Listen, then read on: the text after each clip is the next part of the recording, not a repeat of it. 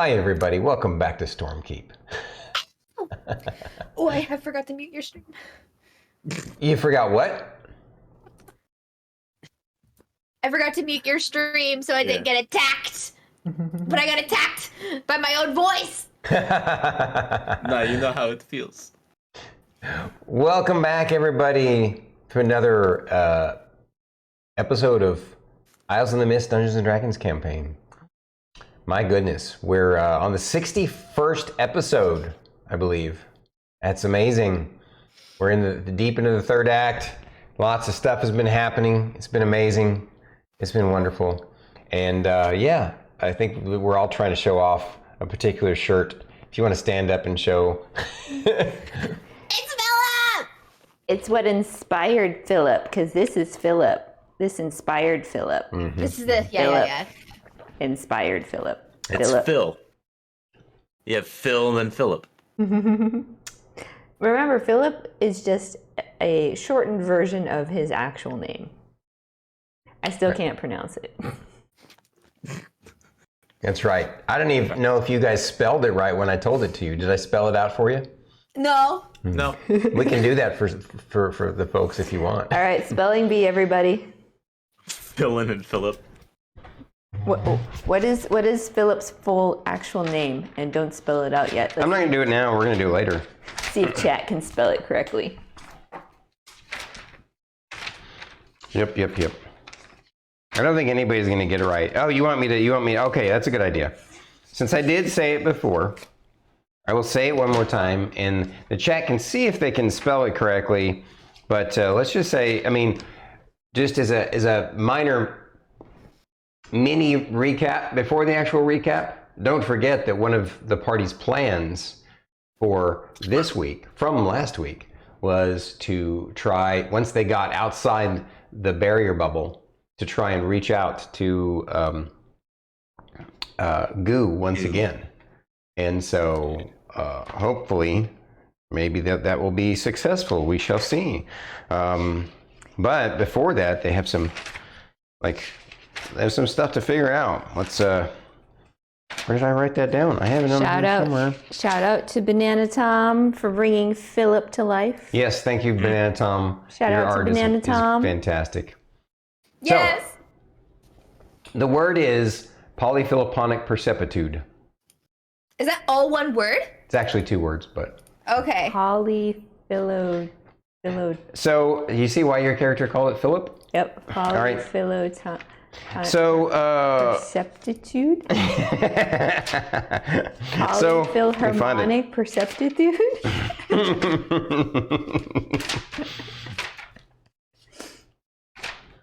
There it is. Okay, cool. Excellent. I found it. Excellent. Yes, good. All right. I need that page. Oh. Save it. Daddy Dagoth took a stab at it. You took a stab? I knew Daddy Dagoth would. Oh, so did Banana Tom. Hey, Brett. Right. I gotta be close. That's a lot of letters. That's a lot of letters. Here, this is how I spelled it. Let me type it in chat. I didn't even try. I'll be honest. This is exactly how I wrote it down. Can't wait. Good evening, Lord Brett. Welcome to these. Oh, Brett, thank you for Oh the my resub. gosh! Thank you for the resub. Arigato gozaimasu with the Prime. Thank you for sharing your Prime rib with us. With as much as he shares what he's eating for dinner, it makes sense. Indeed. Yes. Hold on. Just try and type it in there. So after she gets this in here, then we will do the intros because we kind of skipped over that. That's how I wrote it down in my book. Polyphiloponic perceptitude. Yeah. I will say that of the people who have put it in chat, one of them is closer than the rest. Polyphiloponic. And we'll discuss that in just a bit. It's philoponic. I believe it's Banana Tom. Perceptitude. Okay, right. Now, back to the intros. This is obviously Storm Psychic Games, and we're doing some live D&D tonight. I'm your host, StormyD, I'm the DM, so you know NPCs and monsters are my bag, and especially Rylar the Suffrigant, who is the Cleric of Goo. Really, he's a warlock of the Great Old One. And right next to me is my life partner. Please introduce yourself and your character. Hello, I am itsStarkitty. I play Miss Emillynn Ray, the half-elf war bard of the party, College of the Battlesinger bard. And this is Philip. He hovers over my shoulder. He's been with me since I was 8. If you catch a few episodes back, you'll see how I met Philip. Mm-hmm. That's so true. That is true. And that wonderful lady over there with the green hair is, please introduce yourself and your character. I'm Druid IRL, and I play Fern, who's a wood elf, Circle of Spores Druid, and this is Choco Pillar. Choco Pillar. Choco Pillar's back. Choco Pillar. Choco Pillar. Choco Pillar. We adore Choco Pillar. You got to do it the correct way. It's Choco Pillar. Choco Pillar. Choco Pillar. Choco Pillar. Choco Pillar. And right next. That's the best clip ever. It is a phenomenal one for sure. Strong. And the next person over there, please, sir, have your beard share with us its greatness. Yes. Man, just error forward. Hello, everybody. I am extirpatefate, or you can call me Fate. I am playing Lorkris the Goliath, who is a Oathbreaker Paladin of Melora and a Path of the Grave Cleric of Weejas. He likes to sigh a lot. He both does. Audibly and mentally. It's just... Indeed. And he likes to send things to Weejas. He definitely does like to send things to Weejas. Yeah. Philip, I think, actually likes to send our enemies to Weejas more, because he's always like, hit him again, because it needs to go to Weejas, essentially. That's how Lorkris feels. That's how Lorkris feels. It may not necessarily be how Philip feels about it, but... That's true, but he's just like, hit it again. I'm like, it's going to Weejas. There's another one. Yeah. Someone cast Unstoppable Giggles on on Druid, apparently. Yeah. Are you kidding? That's not a spell that was cast on her. That was a curse that was cast on her long ago. I don't think it's a curse. I just think it's an innate ability. Yeah, as I say. Well, it's both probably. A curse that she owned to be a fantastic. She turned it into. Fair. Oh. Wait, real quick. I guess the real question is she cursed, or am I cursed to have to deal with it? Well, like you said, you don't see it as a curse. You see it as a special ability, which means you enjoy it. Oh, got him. I mean, we all enjoy it. That's one of the things we love no most. room to speak. Silly. Just wait till everyone hears the squeaky wheel hit the rock. Yeah. I'm going to quickly switch to our P scene so folks can see the map. I don't mean this map because there's nothing on it. I mean that map because, that way they can see the world map. Also, in this screen, they can see more of you guys. I realized just now with your new camera angle, in the dual cams, it kind of cuts off the top of your heads a little bit. And so... and we're so close. Right. Yeah. This looks good, though. Like, we're more balanced now like this than we used to be. But, once we get the DSLR going, that'll be all a thing of the past. And, and we're 90% confident we tackled one audio issue, too, guys. Obviously, we've been having trouble for the last several months with the audio cutting out from time to time. And it was really a Discord setting that we should have played with, and we missed it. And so hopefully it fixed it. We shall see. Tonight will be a great acid test. So. Yes. Oh my gosh! Yesterday was amazing with Bandwidth and Banter. So much fun. Yes. Yep. And if you missed it yesterday, check out the YouTubes next Friday for the replay. oh, yep. So that's it. That's the gist of the beginning. Now I guess I got to tell you guys recap of what happened last week, right? So last week the party had basically run into the lair of some sort of giant, aberrant, corrupted, practically demonic, not actually demonic, but practically demonic caterpillar. And it was just absolutely wanted to destroy them and hyper focused on Fern for some reason. And as it turns out, that is because it was the prior physical form of Chonkapillar. Somehow his previous physical form was corrupted and mystically, attached, as it were, to the corruption in the land. And but his beautiful little soul, his little spirit, was drawn to Fern, and that's so he became her one of her closest. I guess you can't really call him a pet. He's just a soul. He's a spirit animal companion. He's a spirit companion. Right? Yeah. But now that you have defeated his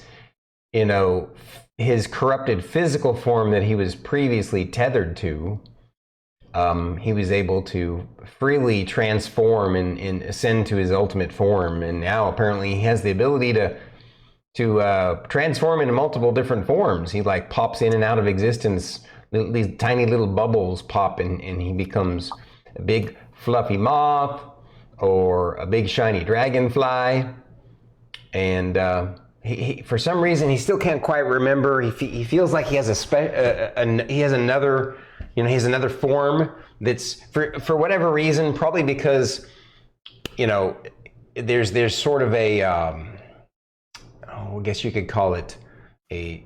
He's got a mental block because I killed him. No, that's not it at all. Don't listen to her. That's not it at all. That's not it at all. But seriously though, he has been connected to everybody in the party in multiple different ways. Obviously, primarily Fern, but they are all connected together in some way, and so there's a form. He has his own separate physical form that he can transform into at will, instantly. And it doesn't provide any benefits in combat. He can't really be targeted or harmed, as far as you know. And but he also can't target or harm something else. So you get that sense. But he can float around and scout around for you. So. He's Chonkapillar for Fern. He's the moth for Lorkris. And the dragonfly for Rylar. And a dragonfly for Rylar. Yep. Rovendeer, lovely Rovendeer. But he doesn't remember Sporm for me, which is why I think he's got a mental block, because I'm the one that finished off his physical form. I like the headcanon. You liked the headcanon? Yeah. You mean when she blew off his head with a fireball? That too. Or when she blew off the head of just blew up the beholder. Yeah, its whole thing is a head, isn't it? Yeah. Oh, fantastic. Thank you, Rovendeer. Yes, Rovendeer, thank you for joining us. And thank you for sharing us with your folks. We appreciate you. You're wonderful. So, that's the recap of what happened. They defeated him, helped find the true form of Chonkapillar. He's now out of his cocoon and ready to fly free. And so they are on their way out of the deep wood to the east. They're going to basically try and make their way to the first tree they can see, because they've been away from home for a long time, and they're ready to go home and confer with their extended family back at Misty City, right? Jocko. Mr. Jocko, the rest Guar. of the team, Guar, yep, cranky old Archdruid, all of those folks. Good night, Robo Ninja. Good night, Robo Ninja. We appreciate you. Very much appreciated. Yeah, be sure to catch it in the VOD or even better, the YouTube video. It'll be up Wednesday. Get some good sleep. All right. Daddy got this right. Go see Jocko before he worries again. All right. Well, so that is the recap of what happened last week. It was really just one long combat. I'm sorry, I interrupted you, Fate. Oh, I'm just laughing about Jocko and that sandwich. And The last time he saw any of yeah, it just... It's the last time I eat anything from Fern's garden. It's just like that thought. I imagine that's what he's like.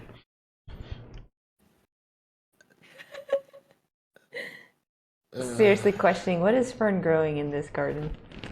Yeah. cool stuff. Okay. And how can it be used to it? No, just kidding.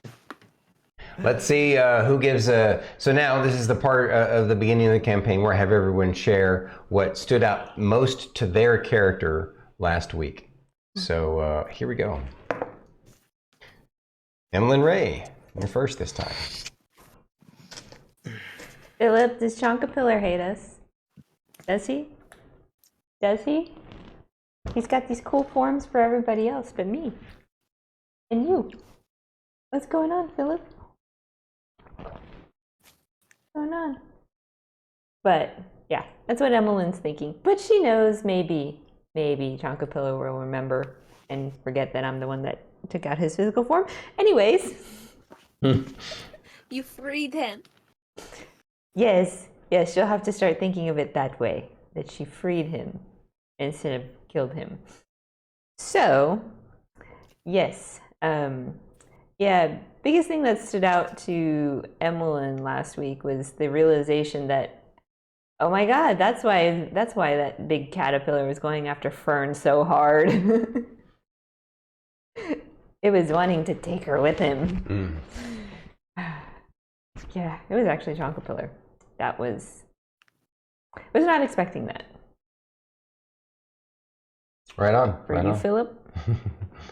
No, I don't think that was kind of freaky. I don't know about that thing. That was kind of weird and stuff. But, I think that you all handled it pretty good. But, you did what you had to do and stuff. So. And next. Lorkris. Huh? What stood out to Lorkris? I haven't lost my cool in a while. Not proud of that. Also not proud of the fact that it was Chonkapillar. My bad, little buddy. I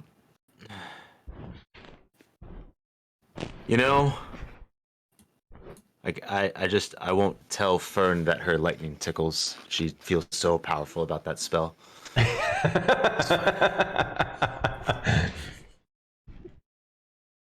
Okay. Now where do we go? We're supposed to get out of here? Is there more things like this in here? Chonkapillar? Chonkapillar? Chonkapillar? You get this general feeling of, I don't know.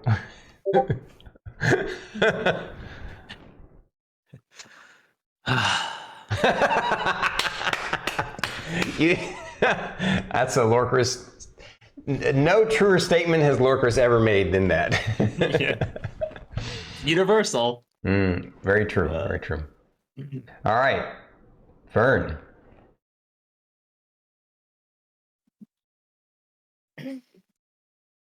Chonkapillar. I think it's pretty cool that you order like super big ones, but I think it would be super cool if you could be super big again. Cause like, how cool would it be if we got to like, if you could like stand up and hug me, and then we could like, or if you were a giant boss, that would be so cool. I don't like that we had to kill you in your old form, though. That was very uncomfortable to learn.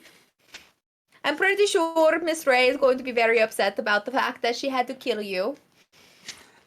But you have to just go give her extra snuggles because we all know that's how she's going to feel because she feels responsible for everything all the time. Even though I do think it's very unnecessary because I can't even control what comes out of my mouth, let alone like how do you think that she can? I don't know. So,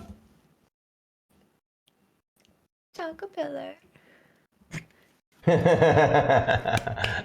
Thank you. You guys are wonderful. Alrighty, so that was great. That was the recap. So now we're time to get back into it. Oh, you have a question or something to add? We're missing one. Right. Oh, right. Sorry. Don't think you can get away without giving Rylar's perspective. Yeah. As long as little homie doesn't turn into Mothra, we're good. Rylar is still a little confused. He hasn't quite figured out what's going on yet, so someone might have to explain it to him. He's like, "Why do we have this dragonfly thing that flies around him, and now there's a moth?" He's like, "I don't know who these people are." He hasn't quite put two and two together that it's Choco-Pillar changing into different forms, and so he's a little confused about that. That's what stood out to him, is that he still feels a little confused. But that big nasty creature that you guys fought was mean and it hurt, and he saw how it messed up Lorkris, and he's like, he hopes you guys don't have to fight any more of those things. And yeah. Or do we have to kill Choco-Pillar's siblings or something? He can't wait to get out of this petrified deep wood and he's ready to get back home and get a rest and stuff. So. As long as no other creatures have the same defense mechanism as this giant caterpillar, we're good. God. Yeah. Yeah.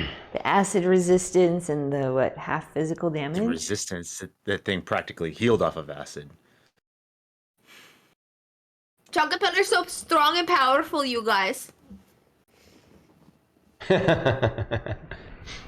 All right. So I think that's it. We ready to jump into the action, folks? We're going to go chat dark once again.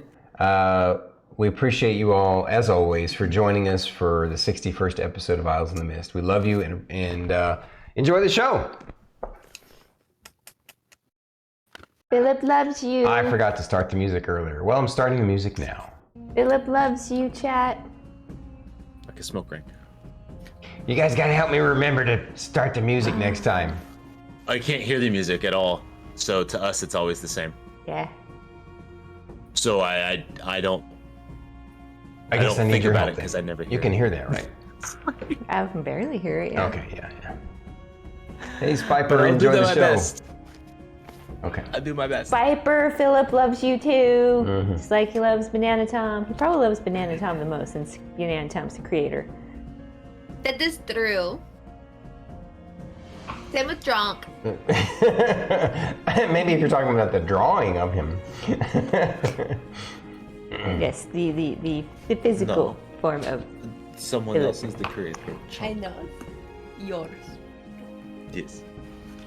Yeah. All right.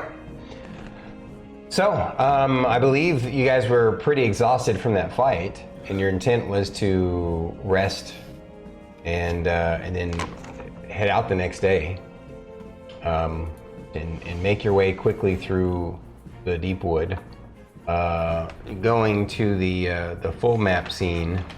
Basically, if you're technically in the center of the deep wood now. So you think now you need to go kind of just east and slightly south, or just go east and then get out of the deep wood and go south. But based upon what you remember the map and remember what you could kind of see, you think there's obviously those mountains that cap the other side of the deep wood are likely to have some healthy trees near them. You're pretty sure, and so that's your closest bet, you believe. And unless you guys have anywhere else that you want to go at this time. Nope. Okay. Nope. So that's what you do.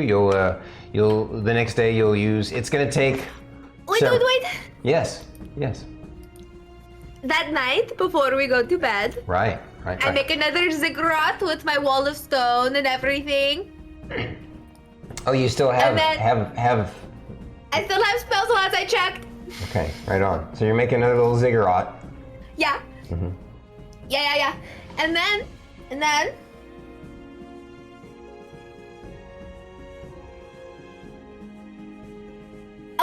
I can also do the plant growth. Okay, You can also do the what? plant growth. So I'm going to be like, we killed Chonkapillar here, but he was reborn cooler than before. And moss on the side of the ziggurat. Okay, I'm gonna say, Fern, instead of killed, could we change that to freed? Okay, so I'm just gonna draw a line through it and then put the freed over the top.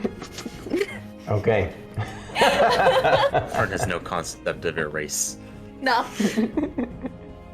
That's it. Okay, carry on. Sorry. Okay. So now, while you guys are camping that night,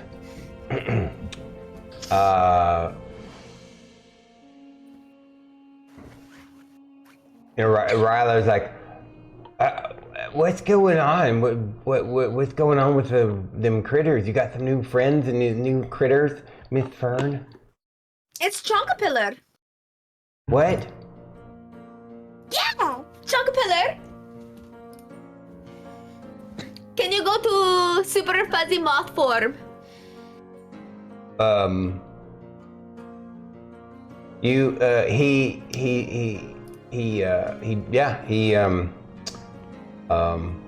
pops and goes into fuzzy moth form, crawls around on your hand. And then, he takes up your whole hand because he's huge. Yeah. The same size as that, basically, only now with a wingspan. Don't hit me with your wings. That's not very nice. Getting wing slapped. He does it again on purpose, but slower so that it tickles because they're all soft and fuzzy. Okay, now Chonkapillar, can you show Rylar your dragonfly form? You get the sense that he's feeling. He says like, you might want to let go of me for that.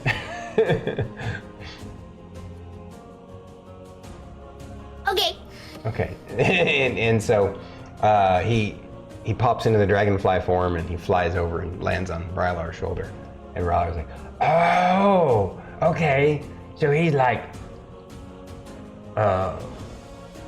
transmogriforming into it, huh?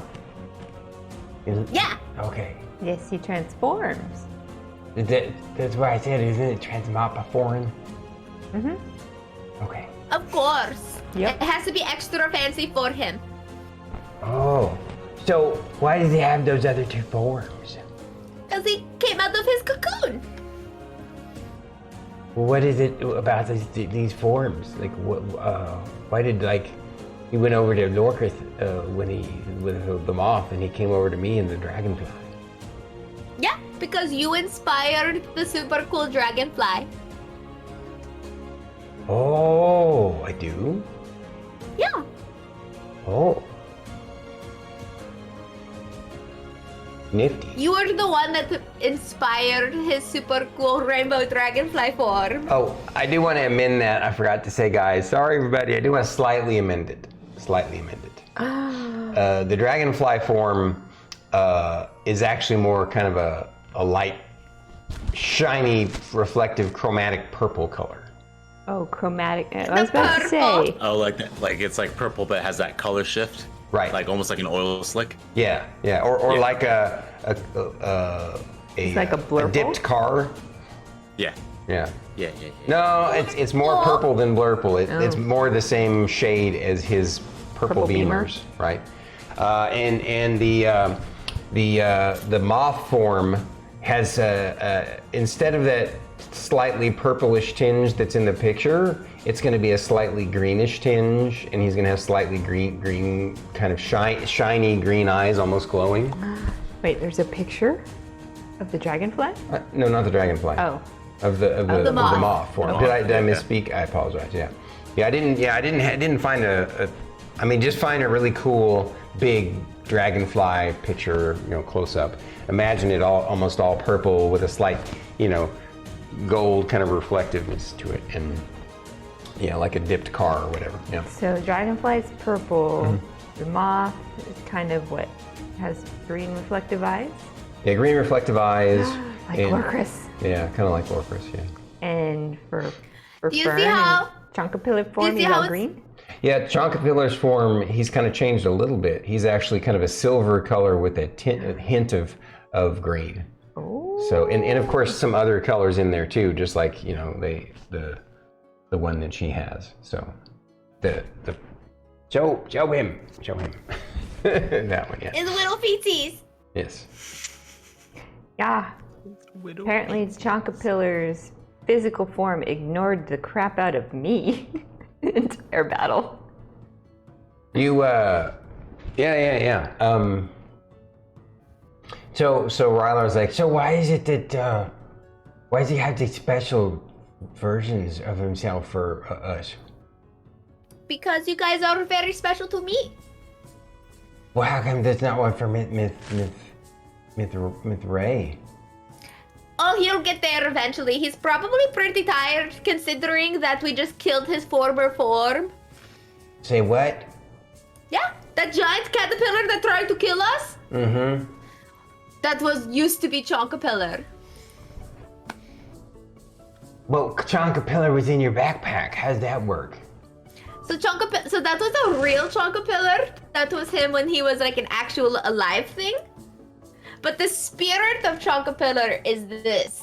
This is the spirit of Chonkapillar. Oh. Yeah. So he's probably like, trying to figure out how to mend his spirit or something. I don't know what is going on. He probably needs a nap. Or two. Well, he was napping for a long time, Fern. So, but isn't spirit just energy in a different form? Oh, Yeah. that makes sense now. I get it. He can change his forms because he's energy. Yeah. Oh. That's why he's so cool and stuff. I'm pretty sure he'll come up with something super cool for Miss Ray. Oh. He said that he just forgot. It's probably because we're also still stuck here in the deep wood. So if we get out of here and we take him when we take him to one of the groves? Oh. He will probably feel so much better there. Or just going back to my garden where he found me. Where he came out of the bottom of the tree. Who knows? So now Philip's talking. So, Lorkris, what was up with the fighting that big beastie, man? You was having trouble with that. You was every time you hit it, you was getting hurt by it and stuff. You should have done better and stuff. You gotta hit it harder next time. And, of course, I guess it was hitting you back. And so, you guys got all hit with the acid and stuff. And, but, you got it and everything. But you were able to keep everyone from getting it, though, you did all right, I suppose. It was really cool watching you fight, as it always is, though. So I liked watching when you hit him again. But I guess it didn't make a lot of sense for you to hit that one a lot of the times because it was hitting you back somehow with them spike things. Philip, you're very perceptive. Yes. Makes sense. You've got plenty of eyes.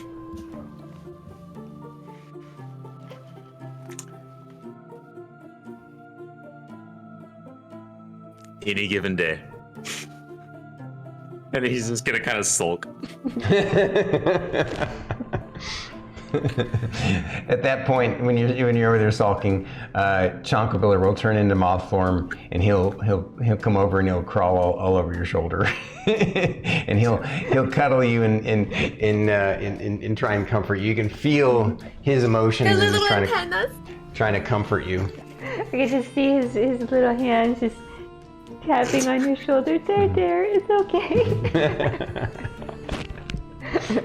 You hear a muffled sob in the helmet. No, I'm just kidding. Oh, I figured for break time you would take the helmet off, right? Like No, yeah, I'm kidding. He doesn't sob. Like, no. Lorkris would not be sobbing. He'd be like, yeah. sighing all the It's like, time. Yeah. He sighs the pain away. yeah, there are times where you, like, if you wake up in the middle of the night during watch, he's just like sighing into his helmet, so it makes that reverb sound, just, and it's just, oh. That comforting reverb sound. Oh, I'm sure Philip has noticed you do that and just hasn't told me. Because what happens on watch stays on watch. Yeah. Unless it's an enemy. That's true. Everybody gets an enemy. All right. So, More questions to ask. was there any other role playing you guys wanted to do in the campsite?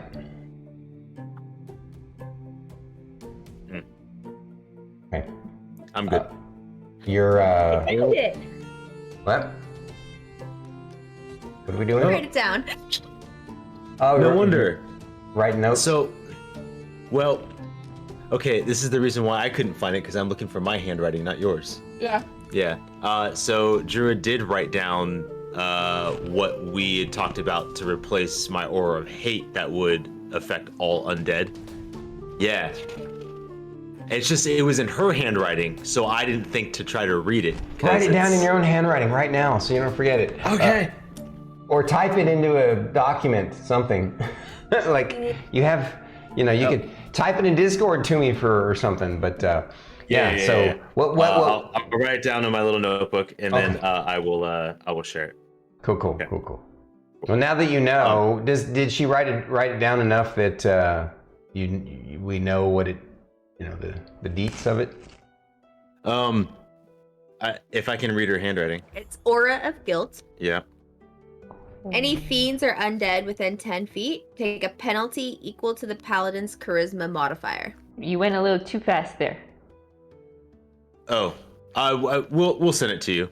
Okay. But any fiends or undead within 10 feet of me take a penalty equal to my charisma modifier. Maybe that's a penalty either like to hit or... That's the one thing I don't remember. Yeah, that's what I wrote down. Yeah. Equal to the charisma modifier? Mm-hmm. That would only be a 3. Oh, okay. Like a... Yeah. Okay. Yeah, it's nothing insane like mine. Or mine. I mean, 3 is pretty significant. Mine is 3 to attacks. Yeah. But it's not a -7. Yeah.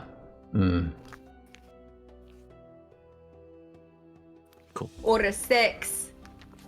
Yeah. Or a 4, because it's not there yet. Just... Okay, I'm good. I don't have anything else to input. Don't turn away from that. Jesus.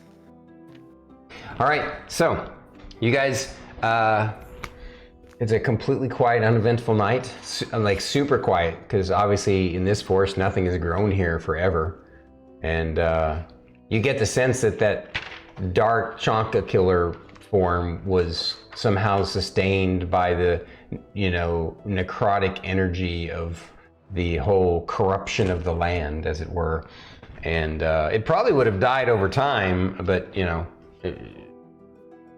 it didn't actually need to consume anything, but it was still super hungry and wanted to eat you guys, and was especially drawn to Fern, so which is understandable.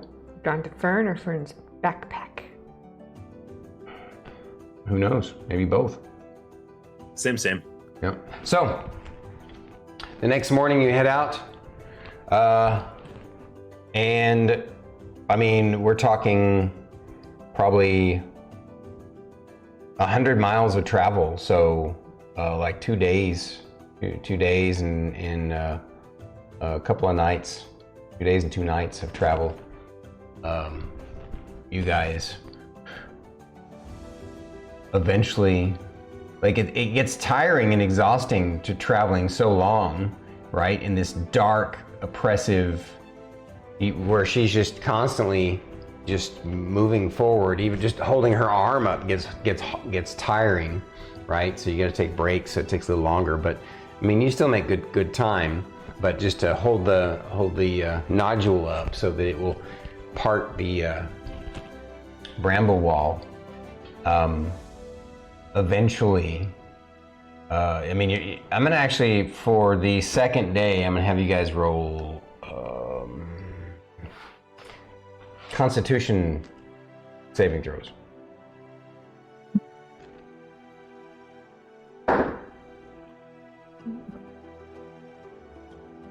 Because it's both physically and mentally exhausting. Add 3 if you're within 10 feet of Lorkris. Yes. Because I imagine we'd be walking in a tight group because it's not a wide range. So. All right, so what'd you get? 28. What'd you get, Fern? 14. And Fate? 22. Rylar. No. So, Fern, you actually get 1 level of exhaustion. So you're just disadvantaged on ability checks for until your next short rest. Or actually, I guess to get rid of exhaustion, your next long rest. Yeah. But Because her arms are tired. yeah, exactly. Her arms are tired, but mentally, again, you're like in this dark, oppressive place, and surrounded by dead, petrified, entangled trees. It's just going to be especially mentally taxing on Fern. I am trying to hum like reassuring music to help Fern. Any particular songs? I'm just cycling through all my songs. All your songs? Yes. Okay. Mr. Ray, I would humming really them, like I'm you not to singing play them. that one. Huh? I would really like you to play the one where you play the grove and stuff. Oh, you want me to play the Song of Natural Order? Yeah. Is that the one that you've been trying to master, that you learned from the animals and the plants and the stuff? Yes. Oh yes, I want to hear that one again too. I know it's not quite right, but we love hearing you practice it. Yes. Now, of course, that was Rylar, and Philip was like, "Oh yeah, well, that one, when she masters that, she's gonna do great things with it. I'm sure, for sure, she's gonna do great things with that. That's badass. That's like her best thing ever is the singing. So, I'm all for that. She does that more often. And so, once you start playing and singing and trying to match that tune. You want me to roll a performance? Yeah, go ahead and roll me a performance check. This is on the last day, the last evening camp. You're pretty sure you're close to the edge. You've camped and stopped, and you're pretty sure the next day, within an hour or two, you'll hit the edge. It's only a 23. Wow. Only What'd a you 23. roll on the die? I rolled a 6. Yep. Still though, definitely plenty. While you're singing and humming it and stuff, not Fern, but you get a sense, you get this feeling that feels like it's coming from Chonkapillar, like Chonkapillar's, he's like enthralled by this, and he crawls off of Fern and crawls across the ground. And I'm then, like lost in the music. yeah, you're lost in the music. You know, everybody else kind of sees this. You're just kind of, you feel him though, and you're just, but you're like, he feels drawn to you. Dancing around. And as he's making his way, he gets about halfway, and then Fern especially gets this sense, from this emotional sense. Again, it's not telepathic thoughts. It's empathy. You get this feeling from him, like, oh duh, he pops into dragonfly form. He stops crawling, flies up, goes over, hovers around her as she's playing, plops down on her shoulder. And you definitely sense him there. You're enjoying the music, but you're trying to focus. But actually, he's not breaking your focus. It's almost like he's giving you a kind of a Zen thing to focus on. He's inspiring me? Maybe, I don't know. But bottom line is that he turns back into Chonkapillar form on your shoulder. And you can feel him kind of vibrating to the music with you. And then just as you get to the last part, this is kind of the part that you kind of always mess up. And you still do mess it up, and you kind of kick yourself, but you could feel that you're a lot closer. Like there's been a few notes throughout it that were off. It's just one of those things where you're not even sure that it's physically possible to make this sound with your instrument and your voice. You feel like you're gonna have to, like, there has to be something, like there's a tone that may not be possible to recreate, but you're gonna keep trying no matter what. And Emmylynn's life mission. yeah. Well, in that moment, you feel him vibrating. You all see him kind of vibrating on her shoulder, and then he suddenly pops into this big, beautiful rainbow butterfly. And then he alights on your head, and then he flutters in front of you and kind of flits around and alights on your head, and you realize that he's like, oh, that's what I was forgetting. See, I told you he did, you know? Oh, what'd you say, Fern? I told you he just forgot. He just needed something. I stopped playing and I'm looking at this butterfly. Mm-hmm. Philip, is butterfly real? Philip says, that's Chonkapillar, you dummy. Okay, just making sure that you can see him too. Well, duh. I got 11 eyes here. Why wouldn't I see him? You have 9 more eyes than I do, and I'm yeah, just making sure. Right, that's right. With beholders, right? I believe they have 10 eye stalks, and then the central eye is the Yeah. 11th. Yeah. Thought so. Yeah. All right. So, you guys figured out his form. He's a rainbow butterfly for me. Yeah, that's why I had totally screwed it up, the coloring before. I apologize, but... That's okay. You're in the moment. Yeah. I see. Rainbow butterfly makes a lot of sense for Emillynn. It does. It does. Yeah. Yeah. All the The different purple elements. butterfly and the purple dragonfly. Mm-hmm. That's Stronko moth. With the green eyes. Mm-hmm. Stronko moth with the green eyes. And then the weird creepy crawly thing. Wait, say that again? And the I weird... said in the weird creepy crawly thing. Mm-hmm. Mm-hmm. Right. Because she loves stuff crawling on her. Spider. And I have this is my millipede. He likes to hang out more towards the back of the braids and stuff. He looks like one of your locks. Yeah. Can't tell. You cannot tell the difference. He's just camouflaged in there, you know. And then I have this stick bug. He also looks like a leaf. That's why I added extra leaves in my hair to make sure he felt safe and stuff. You have a lot of friends, Fern. And so every once in a while, I find a ladybug. That's nice. And I have a pocket full of ants too. Cool story, bro. Cool story. Some of those creatures I adore. Some of them I would definitely not want in my house. Nope. Like that monster you guys sent us a picture of that one time on your wall. Oh my god. Like, yeah.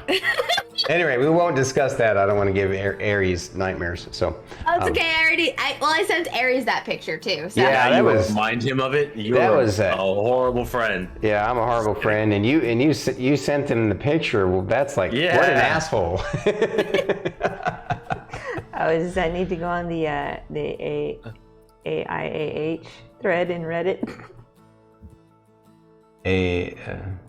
Am I the asshole? Oh, on yeah, Reddit? no, Oh, it wasn't that bad. They had this ridiculously huge spider on their wall. That I guess it was in the morning when they woke up. They saw it. It was the size of a tarantula, but it wasn't a tarantula. Like I guess it No. wasn't really the size of a tarantula. It was huge. but it though. was a huge like non-tarantula spider.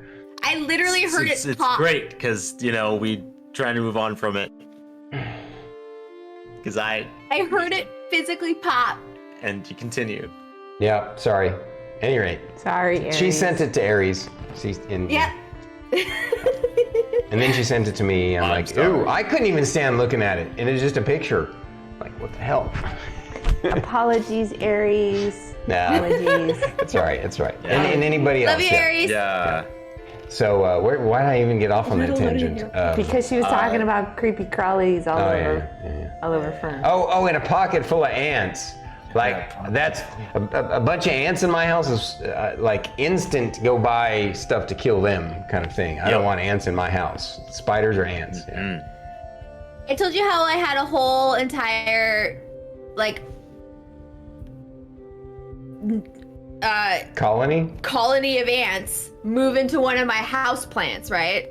No. Did I ever tell you about that? Oh yeah, I had a whole entire colony because I had these giant pots, and a whole colony. Wow. And I had to and they infested like half of my house plants, and I had to. It was literally overnight. They all moved in. Yeah, it was pretty bad. It took like a day and a half to deal with it. Wow. It was awful. Yeah. Anyway, all right. Anyway. Strange tangent that I brought on, my fault. So, the next day, you rest all peacefully and happily, and are your exhaustion is gone now, so you can take that off.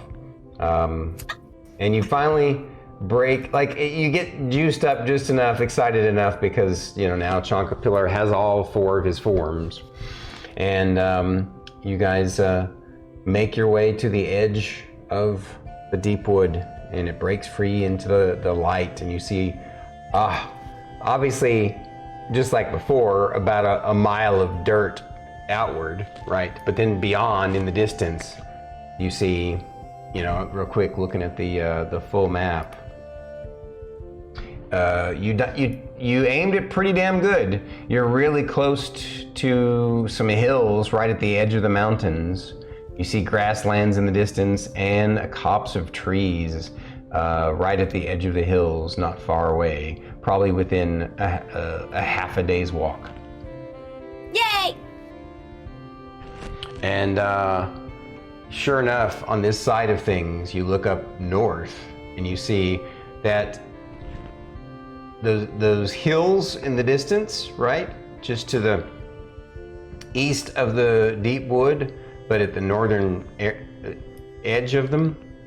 But beyond that, where there would be that giant green field that was drawn on the map, there's a massive mountain, the one that stretches up into the clouds, with the light shining down.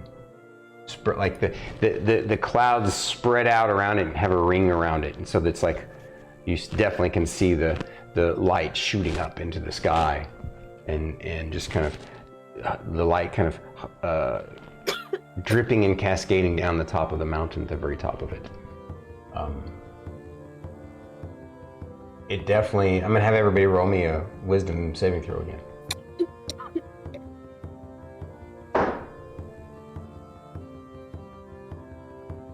Don't forget, you get +3 for Lorkris too, for being next to Lorkris. You said wisdom, right? Yep. What'd you get? 14. Okay. 30. 24. Roll Rylar.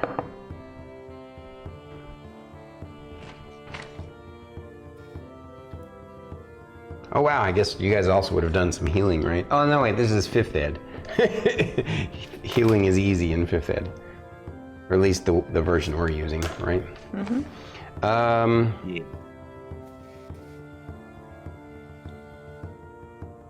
Oh, okay, yeah. So,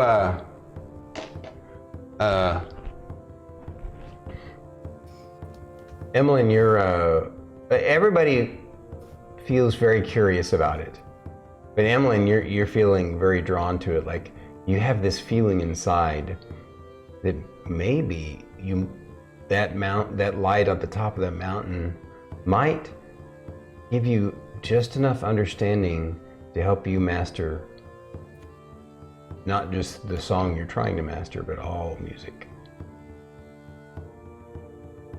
Do I feel compelled to start walking towards it? You're far enough away that it's not a compulsion.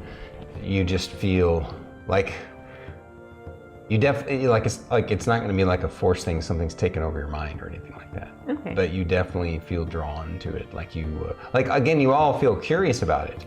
Your curiosity is more than that, though. You're drawn to it. You feel like at some point you guys are going to have to go there. Like it's almost your destiny. Gotcha.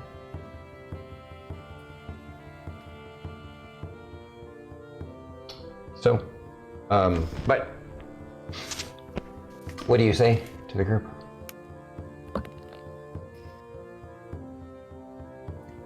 Hey team? Yeah. What if that light holds the answers to finishing the song that I've been trying to master forever? You know, I want you to remember that light kind of destroyed 2 civilizations and compelled people to like massacre their own people and then become immortal, and then got his life sucked out of him or her by this like creepy thing that's not kind of but sort of related to Philip somehow. So Speaking I of just want you to me, remember that. Fern, speaking of me, you know, you're not exactly getting it right. From what I was seeing, I don't think it was the light that caused that. It was that whatever that shadow dude was who manipulated their feelings.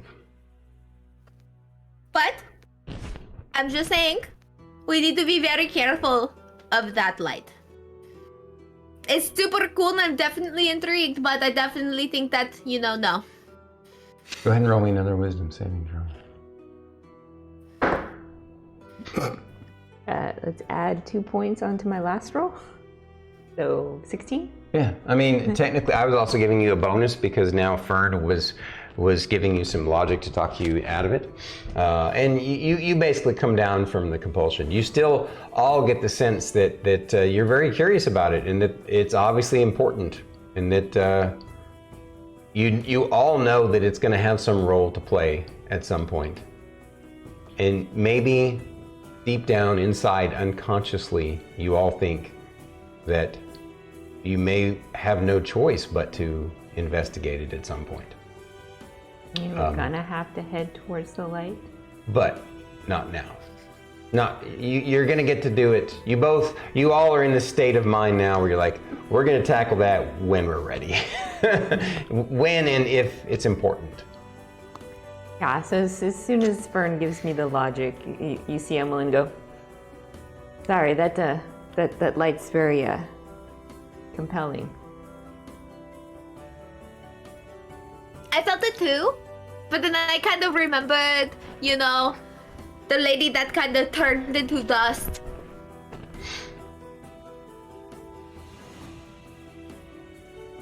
All right. I agree. It was that shadow guy that totally, tricked everybody, but still that had to do with it. So we just have to be very careful. I am so ready to put a face Team? on a tree over here. Team? You guys can still see Philip, right? Yeah.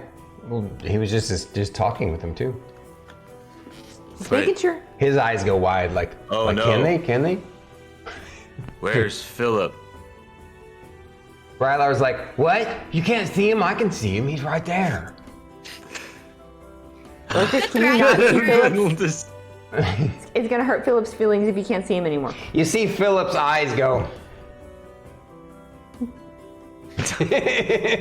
He points one of his eyes at you and goes, I'll see what you're doing there, Lorkris. He points his eye stalk at you and his eyeball gets wide on that stalk and goes, I see what you're doing. Yep. That's right. and then instead of doing like the 2 eyes, I'll just do like a bunch of fingers You get him tickled at that. He laughs his ass off at that. See, change. Ah, yes, thank you. So. All right. So now that we've made this huge hole going into the deep woods. Yeah. Oh, well, that's you a made good point. technically you made a tunnel that went down all the way to the north and then up, or excuse me, down all the way to the south and then up to the middle and then over almost like a Y, right? And then, although kind of a lopsided Y. And you had actually broken through on one side there at the bottom part, and she had left a little present there. Well, I left one, like, there. I left one in the center. No, I know you left one in And the I left- center. Yeah, I'm just pointing out you left one that was easily visible and accessible for. So. On the back of it talks about it predicted how cool Miss Ray would be. A million years in the future. All right. No one needs to roll insight to know that's deceptive. So Rylar says, well, that's awesome. So we're going to make it over to those trees. Is that the plan? Yeah. Do we want to, when we get there, do we want to take a break and try and talk to Goo? Or did you want to wait and do that after we got home? Maybe After we we got could home. try it before we head back and then when we get back. Or like a couple days after we get back. I want to know if they give us a different. Gives us different orders. Rylar's like, I understand what you mean, Miss Ray. We will try We'll do it it again when we get before home. we head back to town. So. And then, if we don't get a connection, we'll try when we get back home. Oh, but aren't we're still inside? I don't know why I was asking, because we're still inside the bubble, right? Yes, Okay. I believe so. Well, then we shouldn't do it. Yeah. Yeah, I don't know 'cause why I think I the asked. bubble We should try. extends out until the grass is growing again. No. The whole bubble covers the whole northern part of the island. Oh, okay. Oh, I didn't realize it was that big. Yeah, remember the MGA can't get past, have never been able to get past into the northern part of the island at all. And okay. it's always been that weird, what they call the barrier. You guys figured out was some sort of transcendental cosmic bubble. So anyway, all right. He's like, I sorry, I got confused. Rylar was confused. Yeah, yes.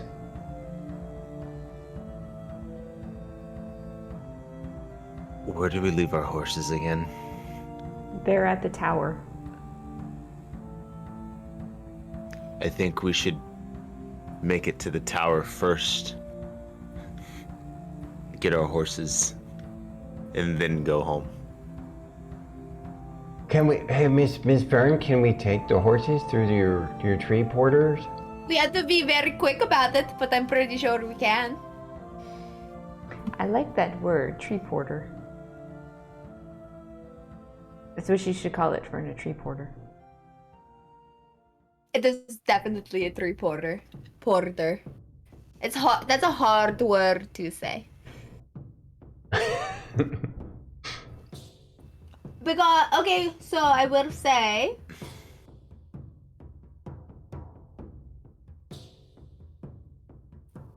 Right there. yeah. I can definitely do that in one day. Because I can do like my 6th level to get to the tower. And we can grab our horses. And then I can make another portal to take us back to Misty City. Or we can just make it back to Misty City. So and add a we can character. just go pick up our horses after. Does the spell actually let you take horses through it? It just Let me look at it. What's the spell again? transport via plants.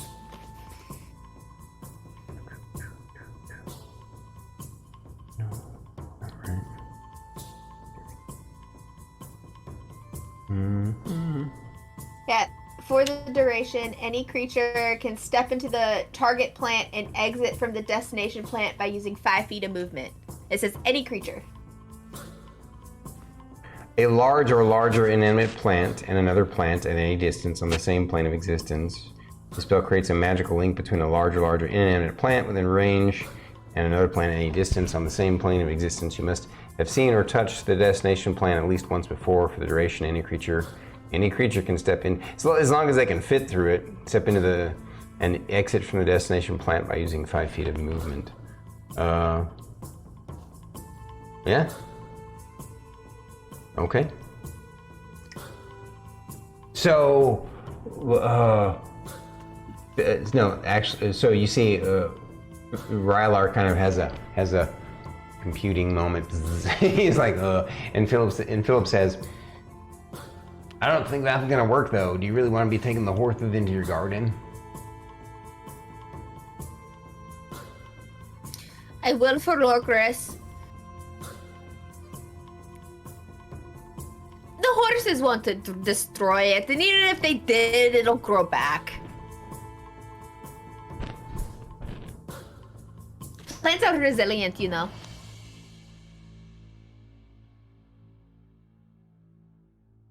Okay, so that's the plan. All right.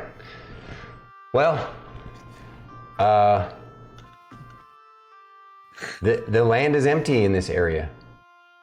You do see occasionally birds flying overhead, though, which is, very makes Fern very happy. At least in this area, you're still a long way away from both kingdoms. You're kind of in the central middle area, right? You definitely do pass by an old road that has been obviously overgrown over thousands of years, but you could tell that at one time it was an actual kind of at one time it was partially paved and definitely like man-made, or like not man, you get it, man-made. Yeah. And but it's definitely overgrown. You barely spotted it, but it's obvious enough that you did. And you kind of take a mental note of it, but keep moving on and to the copse of trees. And sure enough, there's one great big birch tree that looks ripe for a Fern special picture. Okay. So I'm going to make a face on it, and I'm going to try to make a Philip face. Cyclops. Yeah, so it's going to have the eye stalk in the middle, and she's gonna use mud to try to make the eye in the middle, and like little rocks that are tucked into like the rest of the moss and everything. And yeah. Okay, fair enough. Philip face. Yeah, like we discussed before, you do partially kind of shape the bark of the tree and stuff. It doesn't harm the tree. It's being manipulated by your druidic natural energies. Actually invigorates the tree and brings even more life to it. And it's just nice and I don't know, is a birch tree a big tree? Maybe it's not a birch tree. I don't know much about trees. We'll say it's a big oak tree, and because that's definitely, we know we can make a big there's a good spot where there's a great big knot, and you're thinking this would be a perfect spot. You make it above that, and the knot would be where you can actually make your portal, and it is basically. You guys also take a short break there, and give her time to do this. Take some time. So basically, lunchtime. You tell me. So we are going straight to the tower, correct? Yeah, I think your plan was to go straight to the tree that's. If I remember correctly, you're going to you would put a face on the tree that's inside the The inside fortress? the tower walls. Yeah. We also have a face on a tree that's a mile out, so we don't really let people know that we can truly travel this. That's why Fern is asking. We're going directly to the tree, and we're going to directly to the tower, right? Just outside the tower. I want to brag to people how cool we are. Fine. Fern. We kick Steel Dawn's ass. They know who we are. I know. But Fern, sometimes it's nice to keep certain abilities we have secret from others. Well, but, you know, Rylar says, to play devil's advocate, I mean, we are going to be teleporting back into the garden. So... Yes, but I don't He We expect... know didn't say Jocko. teleporting, he said tree porting. But I don't expect everybody from the MGA to be waiting in the garden for us. Whereas if we pop out of a tree right there at the tower, we may scare a bunch of people. But they'll know who we are. But fine, no, we'll do the 1 mile out. But Fern, this kind of magic is not available. It's not heavily used here. So I'm not looking for another reason for the MGA to keep you. I don't think they could try to keep me. No, they could try. Oh, they could definitely try. But they don't know how to get across to the other side. And I'm sure I can find a little hidey hole out here that they can't get me. And then I would have one of the sending stones, and then you guys would have the other sending stone, and then you could come visit me all the time.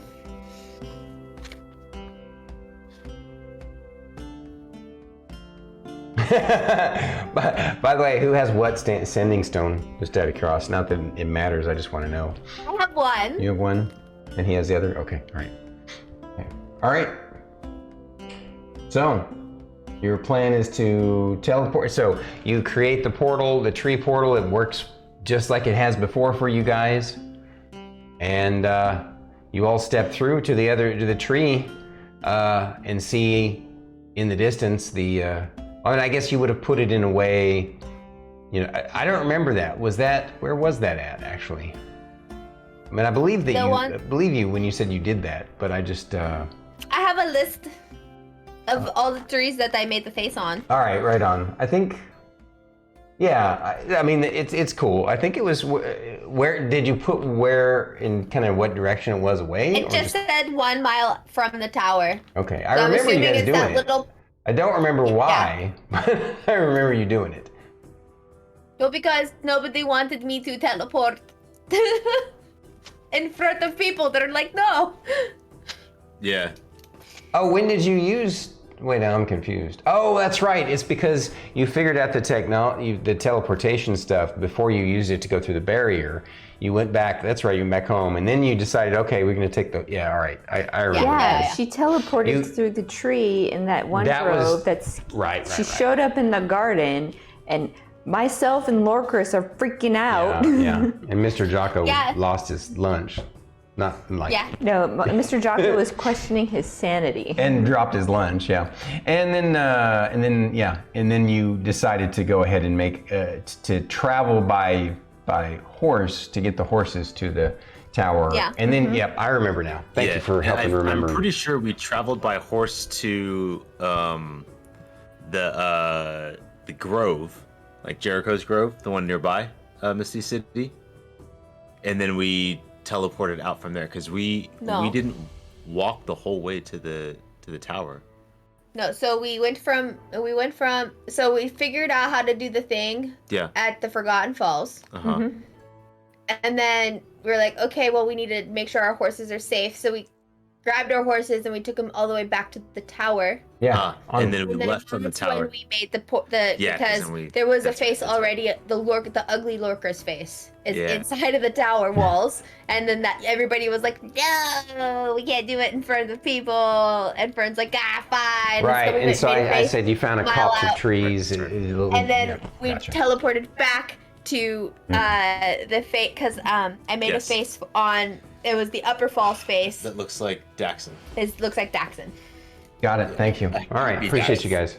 Happy Daxon. Happy Daxon. So you are creating your own little network of these things, apparently. And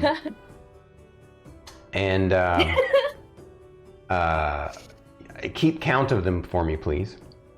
Oh. It's the IWR, the island-wide roots. How many do you have so far right now? So there's Fern's Garden, Jericho's Grove, the Bog Grove, the Wine Goat Colony. There's one outside the Godlothian Mines, which is the one that I made. I made the fancy wizard dude. I made him hug the tree. Right. There. There's the one at the tower. There's the one that's a mile outside the tower. There's the Forgotten Falls, the Upper Falls, which is the Happy Daxon face. Right. And then. So how many is that? And then now we have the one that's outside of the east of the Deep Woods, which is 1, 2, 3, 4, 5, 6, 7, 8, 9, 10. Okay. And then there's the Hollowed Face, which is the one that we can't do again until we cure the woods, which is the Angie face that had the spider monster thingy. Right. I remember now. Yep. Skittering horror. Thank you. Skittering hoarder. Right. Yeah. All right. So, okay, you teleport to that tree. It works. It opens. The tree opens up like it did for you guys before. You're all a little bit nervous, less nervous. She's not nervous at all. You guys are nervous. She steps through. You all follow in after her, and sure enough, you come out the other side, walking out of the tree, a mile from the tower. You trek that mile in a short period of time, and hoofing it, excited to see your horses, excited to see the people of the tower. And it's daytime still, obviously, afternoon, basically around lunchtime. And you get to the tower, and we'll just, unless there's specific role-playing you want to do with the folks at the tower, we'll exposition past that. If there is, then go ahead and tell me. Not particularly with the denizens of the tower, but does the air smell different over here than it does on the far side? A good question. Like, because we've been in and around the deep wood, the gross stuff. We exited out, but we are technically in a bubble. And ever since we showed up, we've always been kind of in the shit per se. And now we're south. Is there a different kind of like? Does it not smell musty anymore? Yeah, actually, that's a good point. It definitely feels more crisp and clean, like really good fresh air. Yeah. So, did you lose audio? You okay? No, just we're good. All right. So you guys end up having your hellos with the folks at the guard post. It's still a different shift of guards, except for the leader and a few that you all know, and so it's an interesting conversation with them. And then you get your horses. They of course report to you that they. Didn't you all give them a message to send to take to Misty City? Yeah. Misty City, yeah. They, of course, they report to you that they got the message to the proper authorities in Misty City, and it's been mostly quiet for now, except that they do share with you that several teams of adventurers have passed by and passed through. Apparently, at the directive of higher ups of the MGA, they've been most of them have been working in the east. But they've been having a few hunting around here. Supposedly they're hunting up some sort of things in the ground, and it's going well for them. They don't know. Weren't privy to all the details, but they share what they did know. You guys probably know a little bit more. You know what they're looking for. Clusters. Yeah, and so then you Get on your horses and you make your way back to that 1 mile tree so they don't see you all. And you're ready to... I talk to the horses first, and Right. I'm like, this is going to be really weird, and I understand you're not going to understand, but you just have to trust us, okay? The horses all in unison. Okay. They're just happy to see you all. They said that they were taken care of well, and they got good snackings, but they were bored, and they missed you guys, so. We miss you too. Mm-hmm. So, We're ready to go back. Yes. Okay. Teleport back. That's my sixth and my 7th level spell slot gone already. I'll say Lorkris is the last one to go through. And before he walks through, he mutters, "There's no place like home." And as soon as you get through on the other side, you were surprised to see as you pull your horses through one at a time, make your way through. Fern would obviously go first, I believe, and then probably Miss Ray, and then Rylar, and then Lorkris, and you guys come out of the tree, and the first thing you notice is the garden is even more lush than it's ever been before. It's covered in more moss and fungi and sprouting all kinds of beautiful, rare, unusual plants and flowers in different places. It's just kind of overgrown in a way. It's just kind of blown up all on its own, more than even Fern would have expected. Almost as if it somehow reacted to what you did, and it all seems stemmed from the tree that you transported through, almost as if something it was somehow connected to you transporting through it. But that's not all you see. You also happen to see that there is some Random folks. people here. There are some folks parked in one of the clearer areas of the garden. There is a tent set up, and sitting on one of the benches. Where'd they go? There it is. Sitting on one of the benches is Gloriana of Crystal Hedge, and looking over near where the garden matches up to your quarters, the building, right? The door is open, and there is a guard stationed there, and there's also a couple of other what look like kind of old school druids, and they're kind of not a couple. There's one other person who looks kind of like a young druid, and he's like studying and making notes, and Gloriana pipes up as you guys come through. She stands up and says, "You're here. You came through the tree, like he said. Hey, Yeah? Dina, go get Fulcrum. Go get Jocko." Who said? And you there, God, go quickly. Go get the Archdruid right away. He I will... told you guys we should have just teleported straight to that thing because everybody knows. Straight to the thing?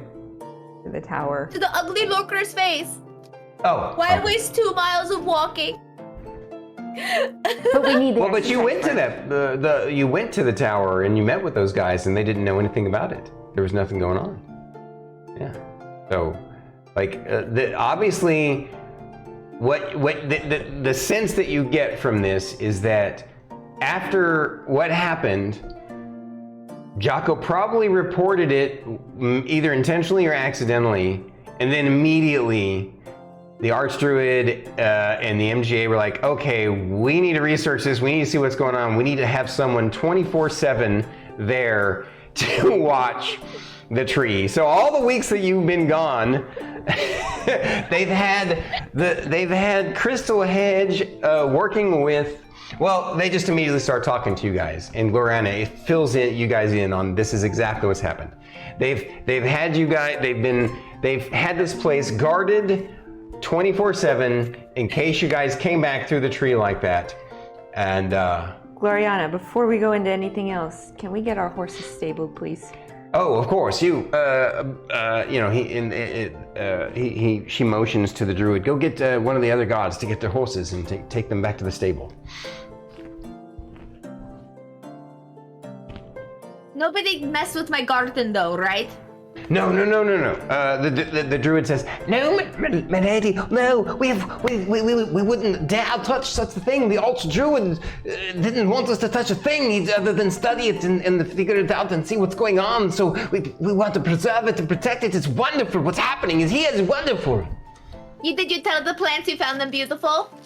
Well, of course, but that's how understanding how it's doing this is just baffling. It's wonderful and baffling. Did you talk to the tree and ask how it's happening?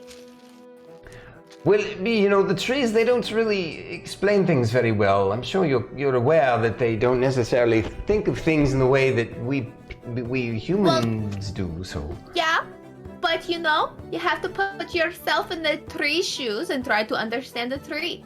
You can't make the tree understand you. oh, But you can try to take a moment to understand the tree.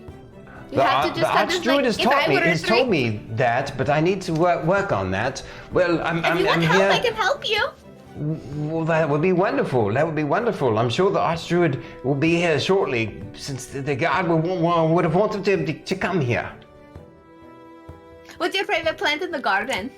During this conversation, Lorkris is just gonna leave, go drop his stuff that he doesn't want to carry anymore, like do inventory management, like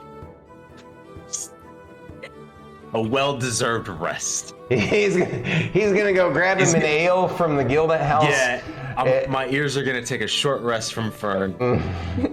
He's gonna walk by, hey, Jocko. Yeah. Well, yeah, that's exactly. Pretty soon, Jocko comes running in, and he's like, I'm so glad to see you all. It's been so long. I wasn't sure if it was really you, Fern. If that was really you that came through the tree. But I have to admit, I'm sorry, guys. I let slip in one of the reports that happened. Honestly, because I was curious about this, so I ended up talking to the Archdruid to see if maybe I was seeing things, if it was hallucinating, and it kind of snowballed into this project that they have going on here. They've basically turned this into a protected, sacred, holy site, even more so than before. But they've been studying it, and we've put guards 24/7 to make sure that we took care of you, and that someone would be here if it happened again. What happened to you all? It's been so long. It's been weeks. Oh, believe me, I've got reports. By the way, do you guys notice anything different about us? Anything different about us? They kind of look around at each other. Well, you look like you're dirty, and like you usually do when you've been on the road forever. I'm extra smelly right now. Do you see Philip? Jocko says, you mean Mr. Ray's imaginary friend? I've never seen him. No! Don't you say that. We can all still see Philip, right? Yeah. Okay. Okay, I can see why it's so annoying, Miss Ray. It's so... Wait, Whatever. Mr. Jocko says, are you saying that the rest of you can see him now? Yes. And hear him? And look at Chocolate. Chonkapillar, yes, you had him. He's wonderful. He's Watch this. What? Turn into a moth. suddenly Chonkapillar gets like anxiety of all the people around him. He's all like stressed out, and he's like, no, I want to crawl in the backpack.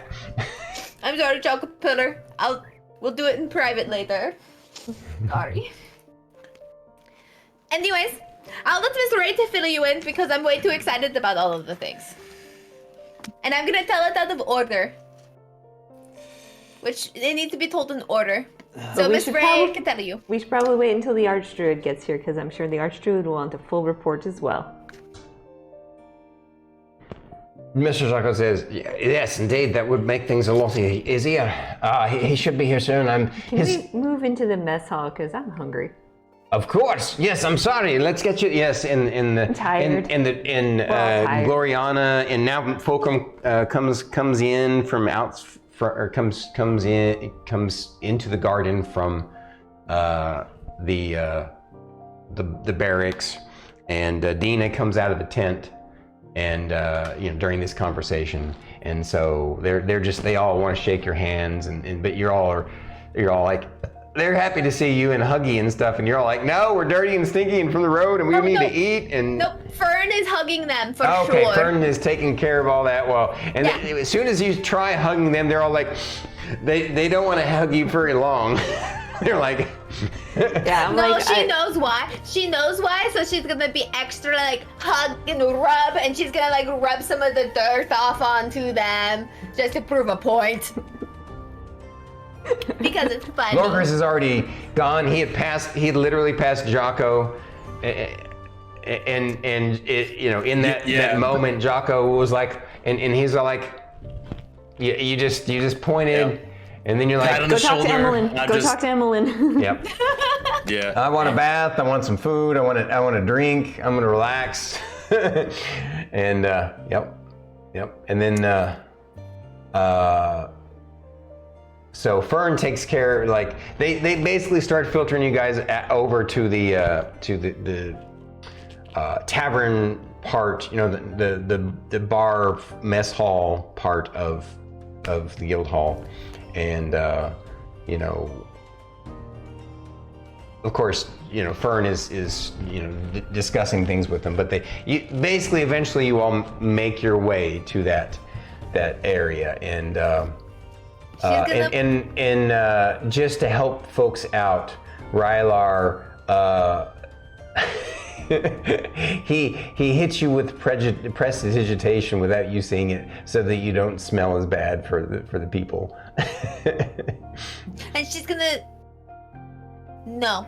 Well, but no. He does it in such a way that you still smell yourself, but like it's just enough that they don't, that you don't necessarily know that they don't smell you now. So I want them to suffer while they're talking to us. So yeah, they have tons of questions for you guys.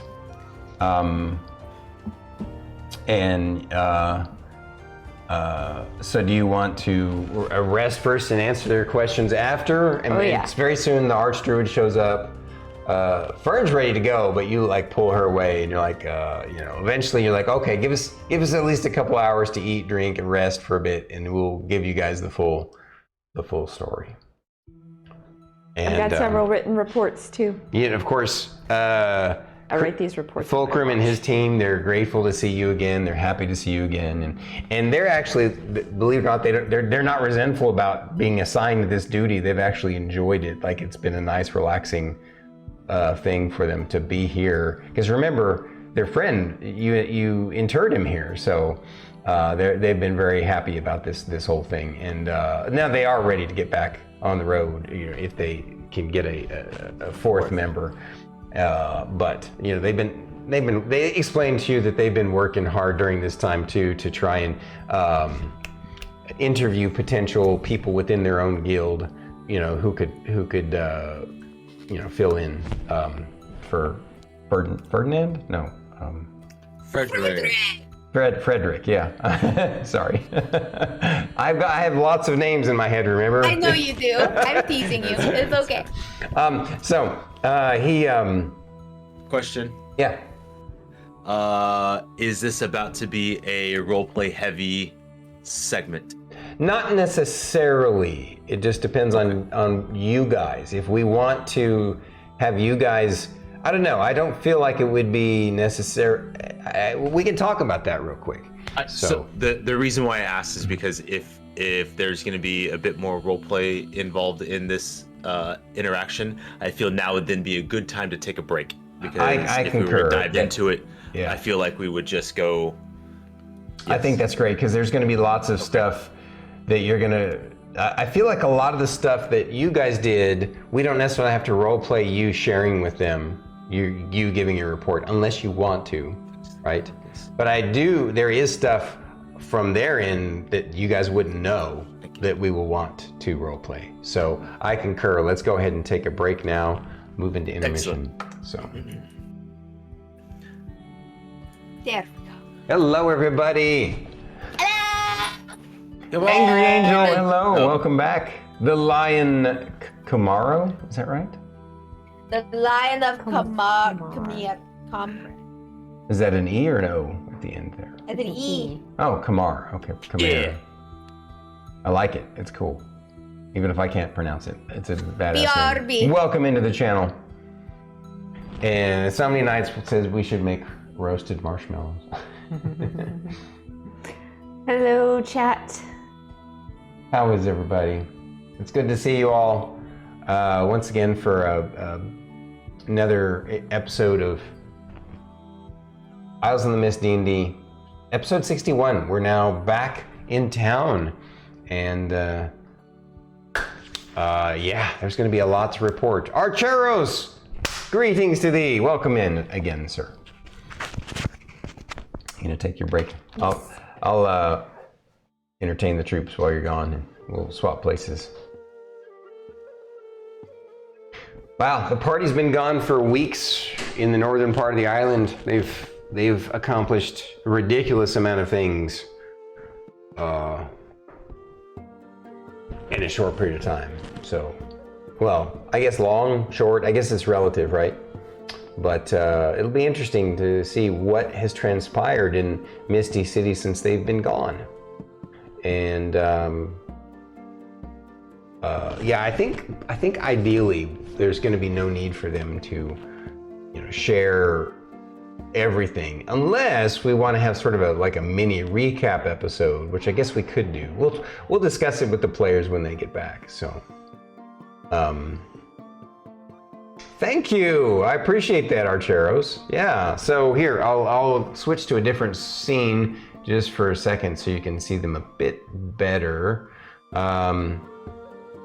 Okay, so right over this shoulder is a sort of a Viking slash Conan style axe.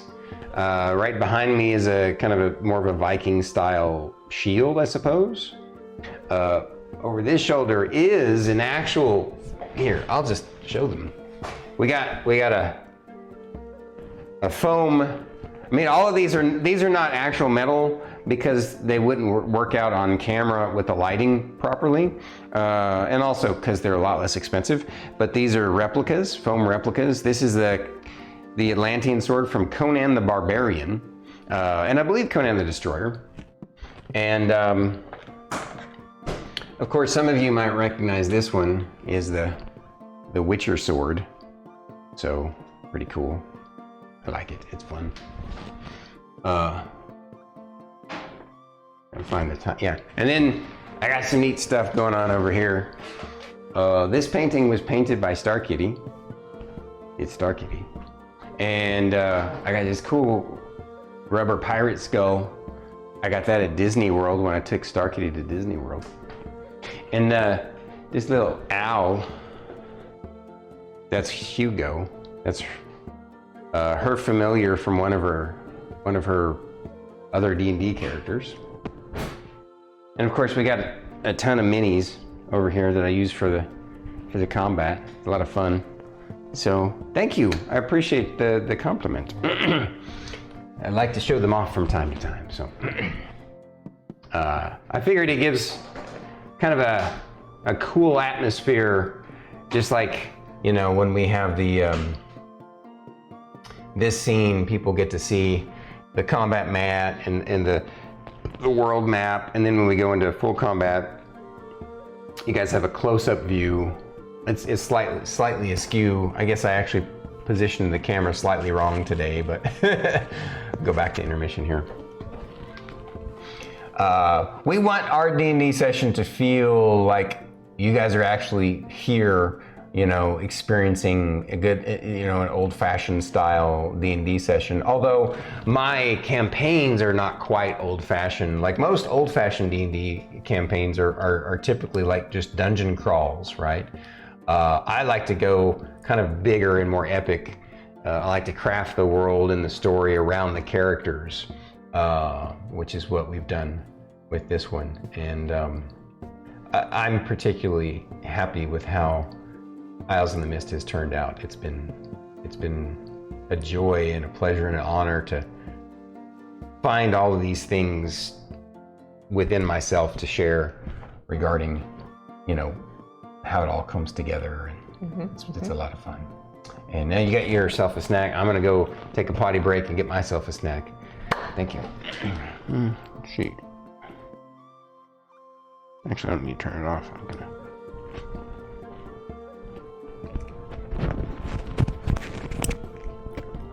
So chat, how much embellishment do you think Fern is going to add into her story when she tells them what happened?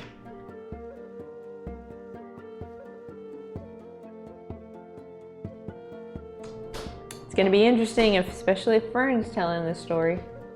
Oh, you're gonna be recording it. All right.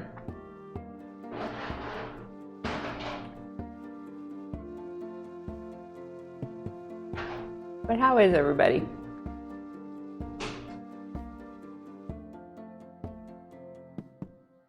Oh, you just got here?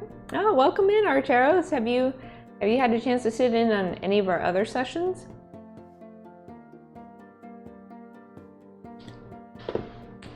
Now that you're here, actually, I'll give you a shout out.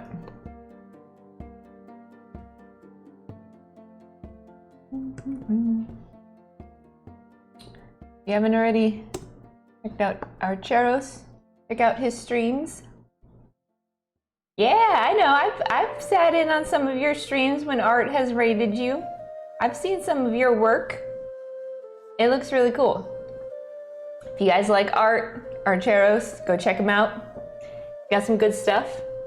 If you're in Artology's Discord, you've probably seen some of his stuff. It's okay, Banana Tom. I didn't know if you were there or not. Yeah, Archeros has got some good stuff. You should definitely check him out. Druid would probably like a lot of his stuff too, since he does a lot of wood carving.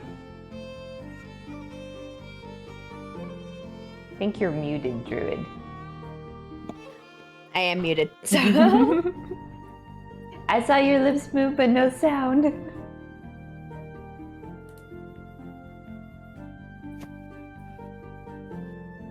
You could have been AFK, getting a snack too. You never know. You know? Maybe you fell asleep or something.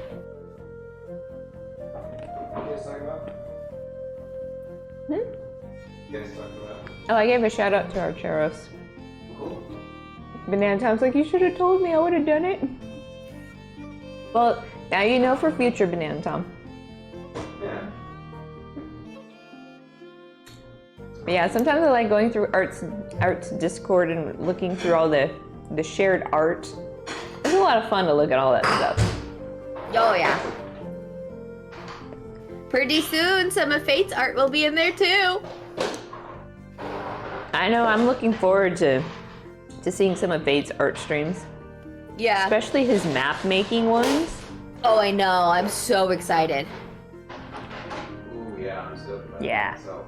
Yeah, I'm looking forward to that. Oh yeah. That's right. Kitty like a Rylar. I just hear Stormy from a distance. I can't understand what he's saying. It's just like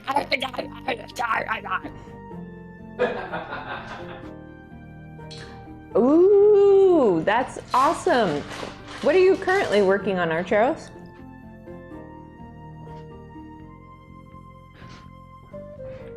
Let me see if he's posted in Art's Discord.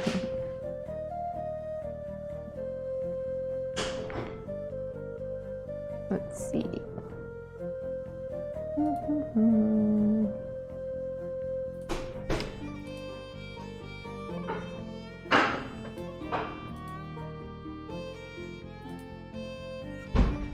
There's Artology's Discord.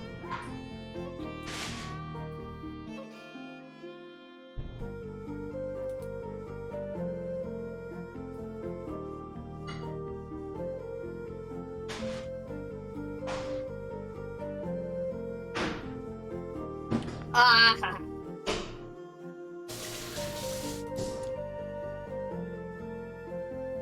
Did you find something cool, Druid? Yeah. I saw Emillynn Ray in there.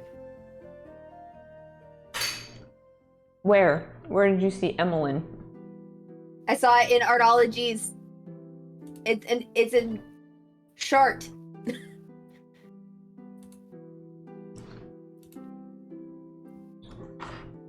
Really? Where? I want to see Emillynn. Is it the one from Banana Tom?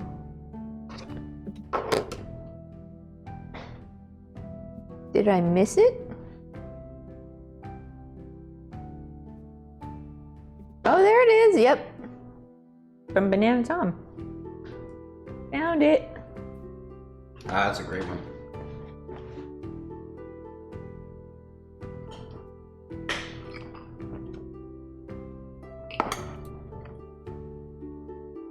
BT, you outdid yourself, sir.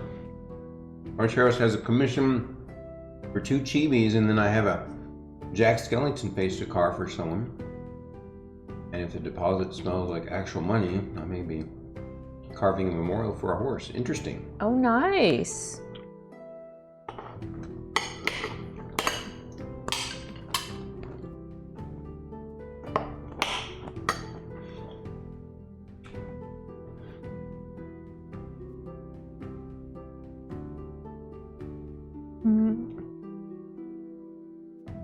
We have a bunch of really amazingly talented people. I'm honored to be around them. Yes. I know, me too.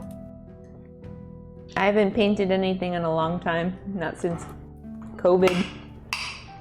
I'm almost embarrassed to show off the art that I did as a kid. Yeah, last thing I painted, like I do a lot of my painting at Painting with a Twist, because, yeah.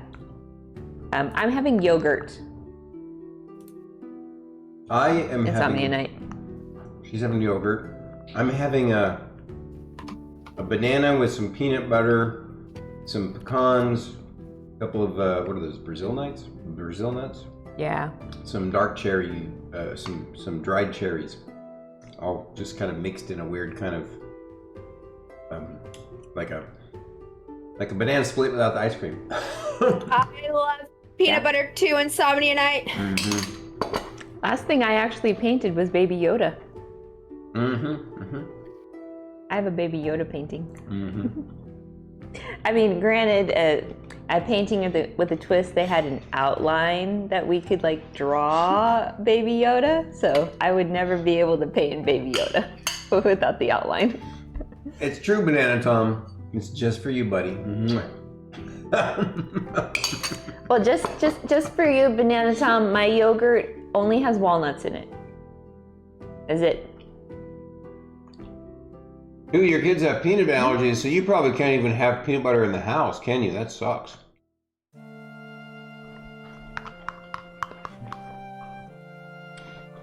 So, Banana Tom, the reason why you see me eating bananas a lot on stream is because I like eating bananas. I eat probably 1 banana per day. Yeah, I probably eat 5 to 6 per week. I maybe have one once a month. You need to have more. Everyone but Banana Tom should eat one every day.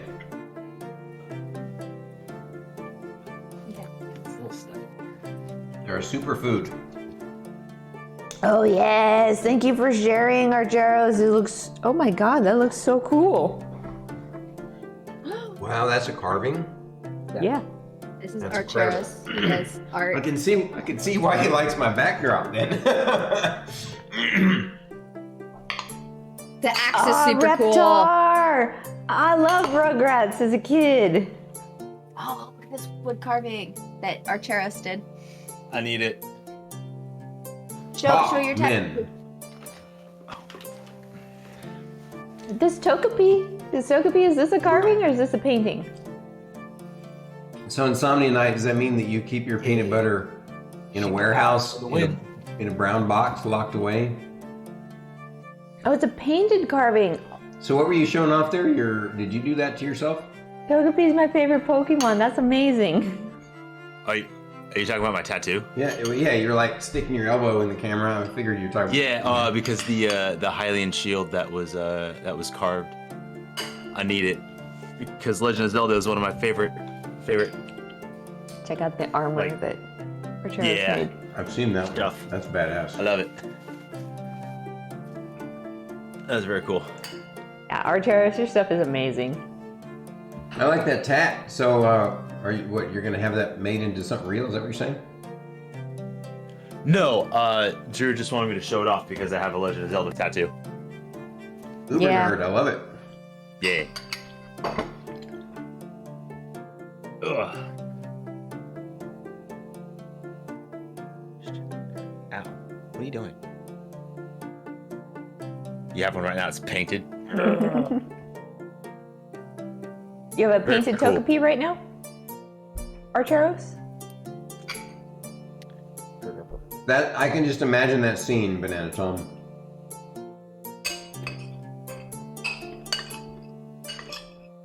Yep. I could see that too.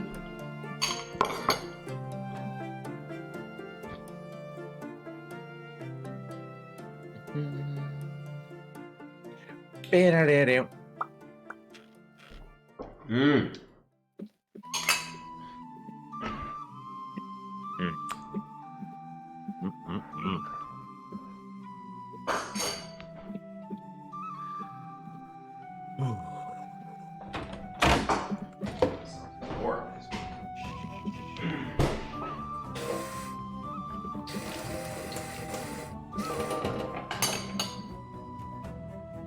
BT! BT! BT! Ah! Uh-oh. What do you do now? Welcome back, Nothing. Spiper. Yes, we are all doing well. At least, maybe I should not speak for everybody else, but yes, I'm doing well. Thank you. We How were are just you? on Great. intermission. All right. Mic back on here.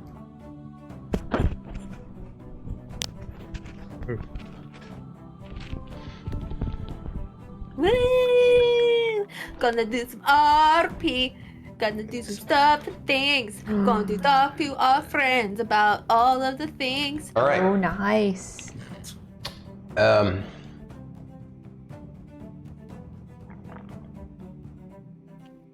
Cool, Archeros. I appreciate you sharing that stuff. That's a perfect place to share them.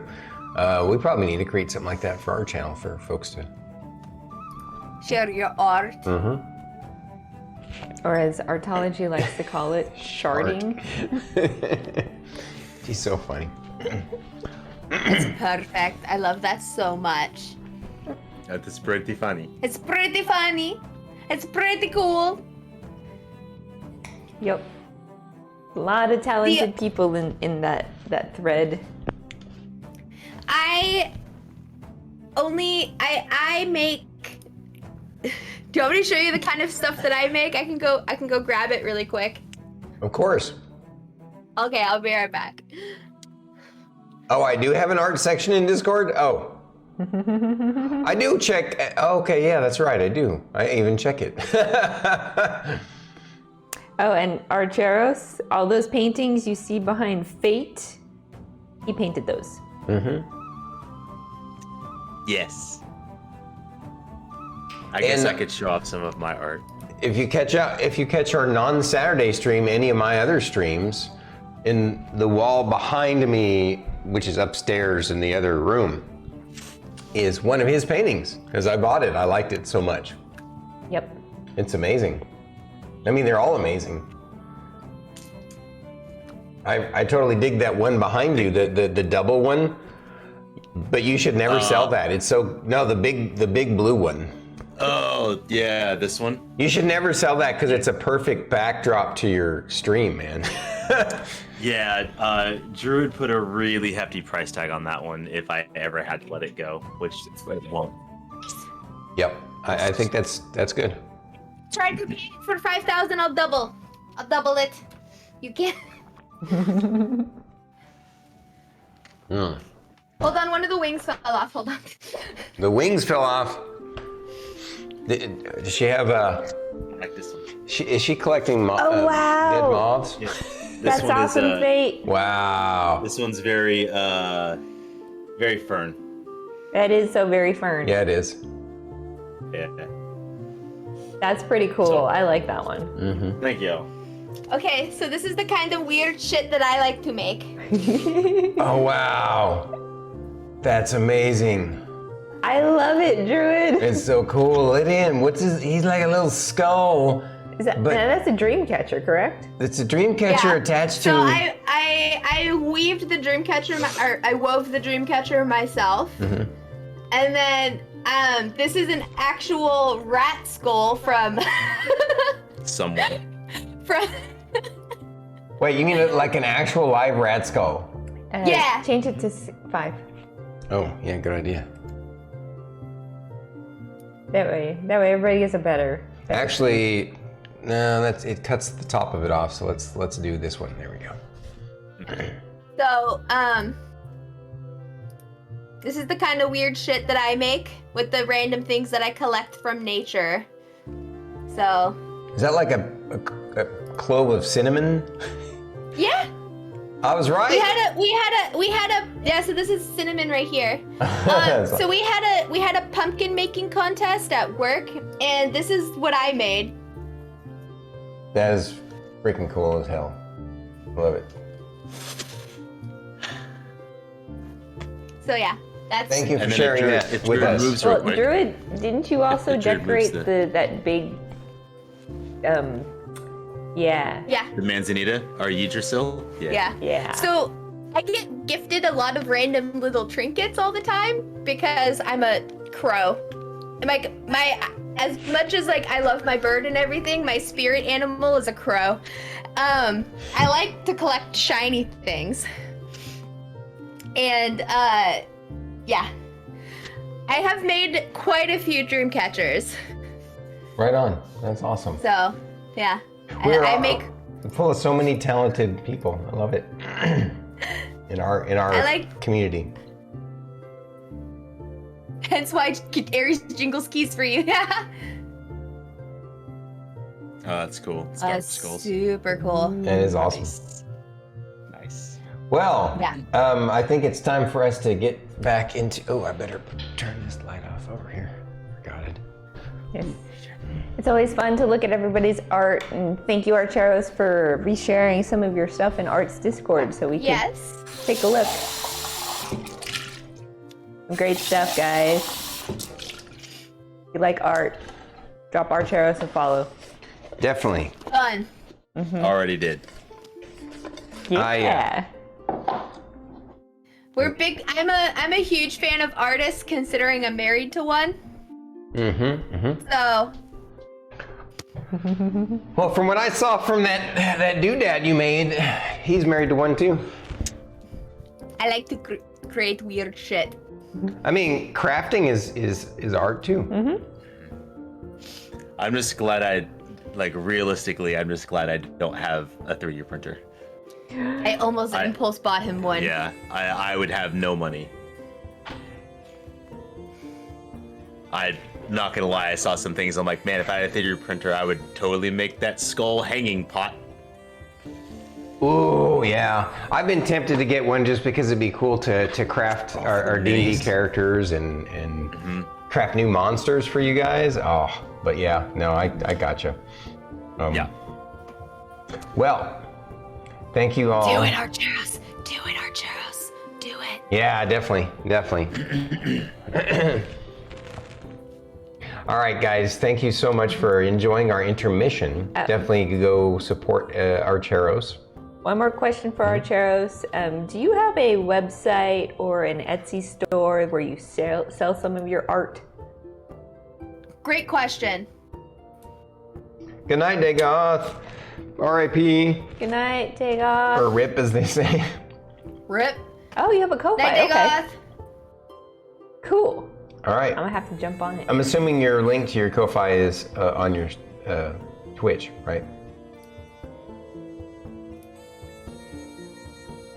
Big hugs to the Dagoth man. Appreciate you, dude.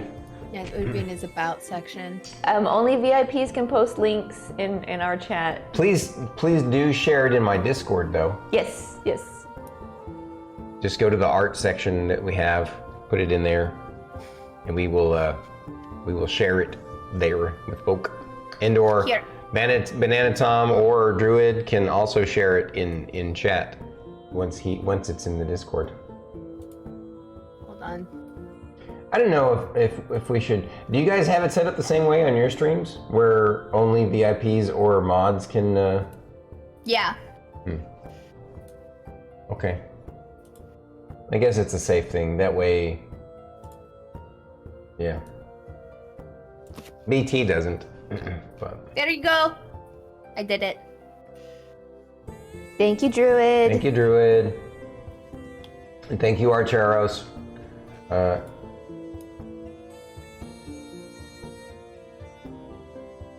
Yeah, that's probably, now that we have enough mods, that's probably not bad. That's not a bad idea. We could actually, because there's always somebody, either you or Daddy Dagoth or Banana Tom or Druid in chat. You know, like there's somebody there always.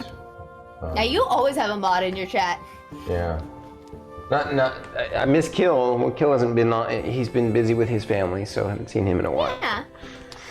He pops by every once in a while, though. Yeah, he pops in when he can. And I'm sure he lurks sometimes too. So, all right, it's time for us to get back into it. Before we do, though, I do want to ask you guys, Druid, Fate, Starkitty. We could just do what I was intending, which is that we'll just quickly exposition that your characters fill in everybody. Right? Yeah. So much. And then I would just fill you guys in on what has happened, in Misty City since then. However, Yeah. it did also occur to me that it would make for a good recap episode for actual viewers, I suppose, to RP the description of everything that happened. I don't know if I can remember it all. Sure. I mean, we could totally try. Yeah. I mean, I mean, if we were gonna do a recap, it would probably be best to do it at the beginning of the episode instead of halfway through. and plan it out. Yeah. Yeah.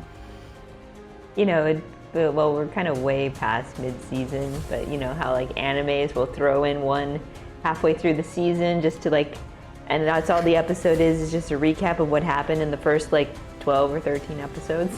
Yeah. Yeah. Our next one could be a recap. Or the next one. I guess what I can do is real quick. I can do just a quick summary for folks, if that works for you guys, and it'll be as if your characters made a full report to. Yeah. All right. We'll If you want Fern to describe anything, just let me know. Okay. Yeah, it's any time our team has had downtime or during my watch, I'm sitting there and I'm writing these reports. Yeah. Yeah. They help keep you sane, huh? From all the crap you've had to go through. Mm-hmm. Okay. That's why they're so detailed, because I write them that night. All right. Epic music for the epic stories, the epic tales that they're telling to report. I need to. So before we start, I was like, when we went to intermission and both of you took off, I asked Chad, I was like, so how much do you think Fern's gonna embellish these stories? All of them. So, Perfectly.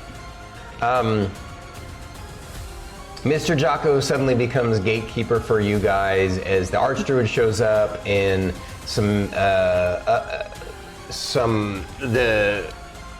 basically they want to try and, like he wants to report with you guys and you're Fern's happy to see him and, but you guys are tired and want to eat and everything and in the long run, what happens is Mr. Jocko becomes gatekeeper. He says, okay, they just got here, they need to rest. So We'll give you her full report soon. Yeah, no, he's like, and so they basically work out with you guys. How about later that evening for dinner? They'll sit down. They'll even come to you because they've already have. Between then, if Fern wants to, talk to the Archdruid in her garden, since she doesn't seem to be bothered or tired or exhausted from anything, and so basically. Oh no, she's definitely tired and exhausted, but it's just like that, when you get that rush of energy when you're like super excited to see someone, but then you like hard crash later. That's her. Gotcha. Okay, I gotcha. Yeah. Well, she ends up spending some time with the Archdruid, filling him just kind of going over the magic details of things a little bit, so he gets a little bit of a preview ahead of time. But then ultimately, you all set up an official meeting, an early dinner in a few hours, so that Lorkris and Miss Ray and basically the whole team can get a bit of a rest and everything. So Rest. We can all take a bath. Mm-hmm. You all basically end I up. can have conversations with Philip, going, I don't know, Philip, why they can't see you. You have Fulcrum. Fulcrum and his team are going to be at this meeting. The Archdruid is going to be there. They actually end up bringing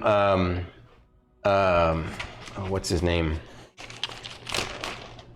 One of the MGAs.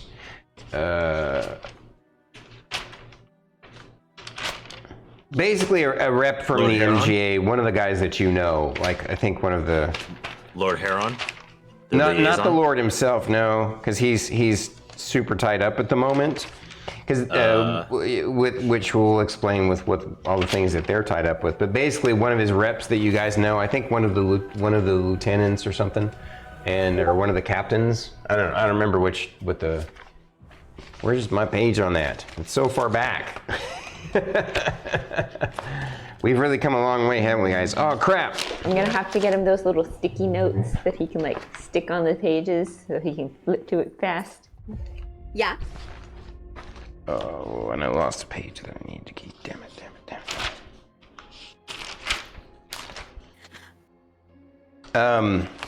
So, you guys basically explained to them that you made your way through the barrier, so you've basically accomplished the biggest platinum mission that the MGA had on the books, right? I forgot about that. Yeah. Like, actually, we could even kind of briefly go over, what is that? Yeah. And we did the Deepwood quest. Yeah, I was gonna say, I'm getting ready to go over never mind. those. Well, it's a good thing we were platinum. We're platinum. I pulled the shard out of her chest. You guys tell them the whole story. You ultimately explain to them that you